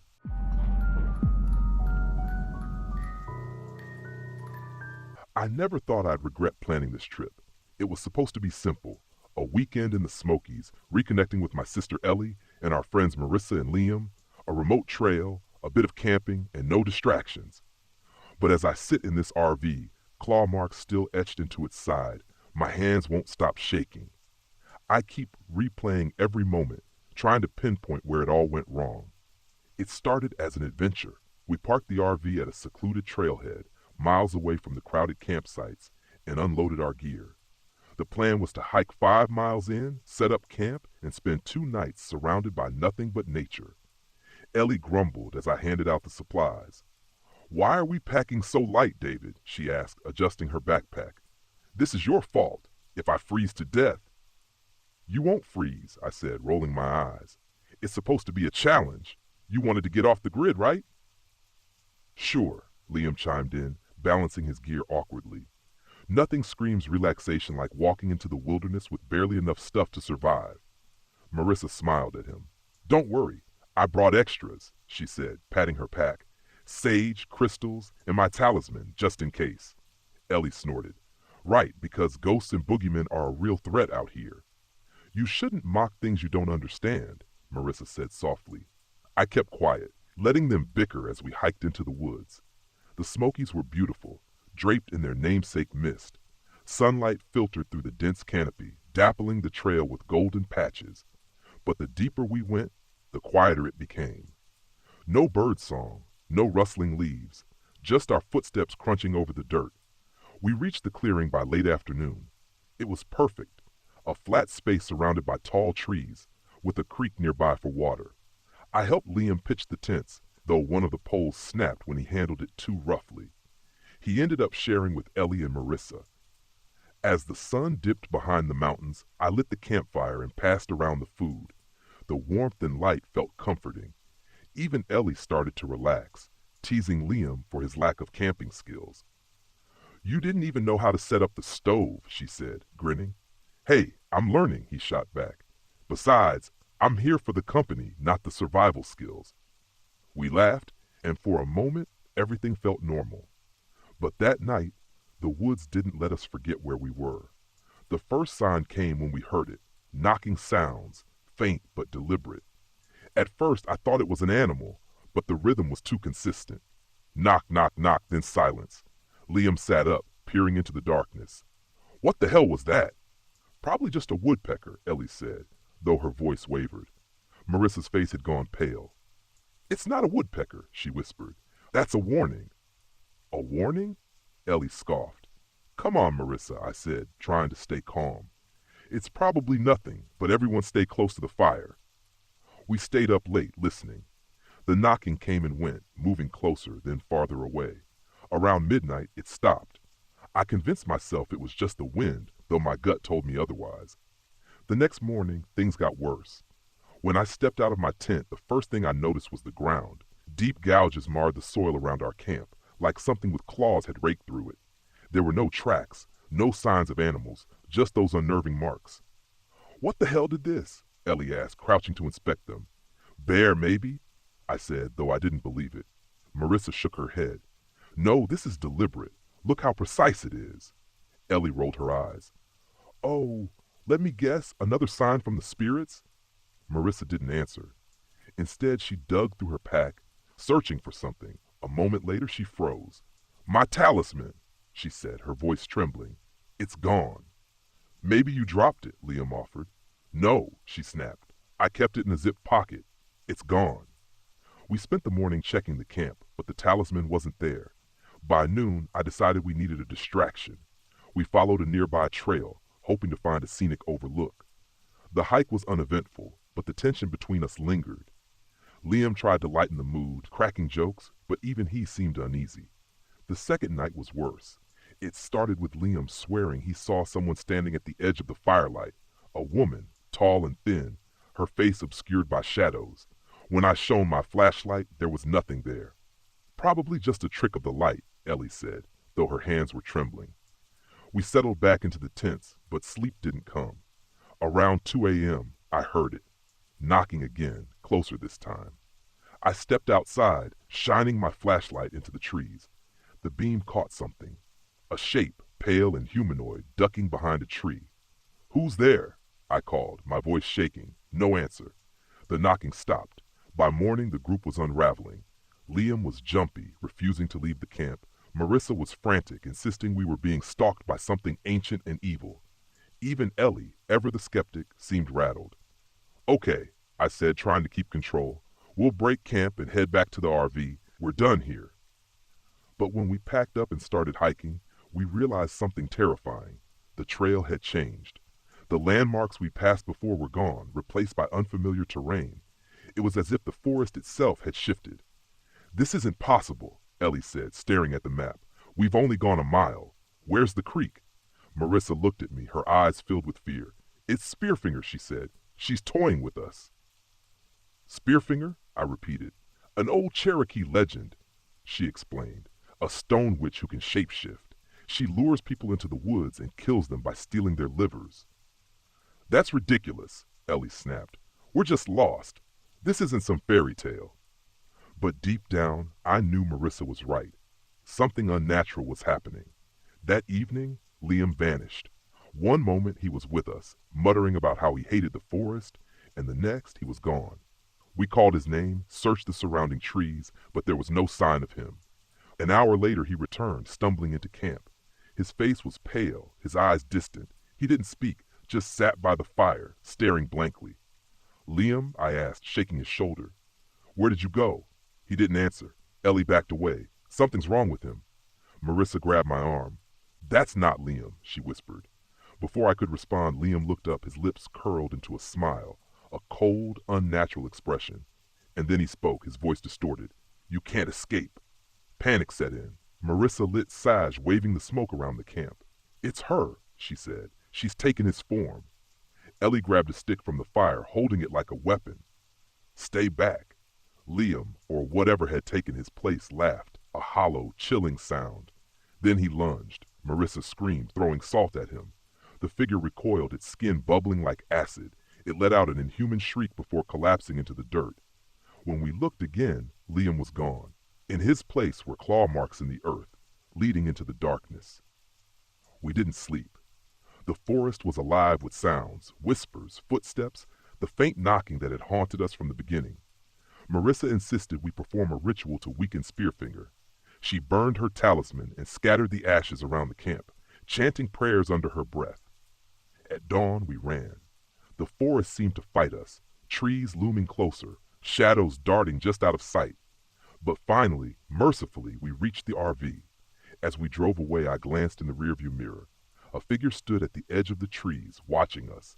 Her face was pale, her eyes hollow, and her hand ended in a sharp stone-like spear. We survived, but I can still feel her presence, like she's waiting, watching. And I know we'll never really escape.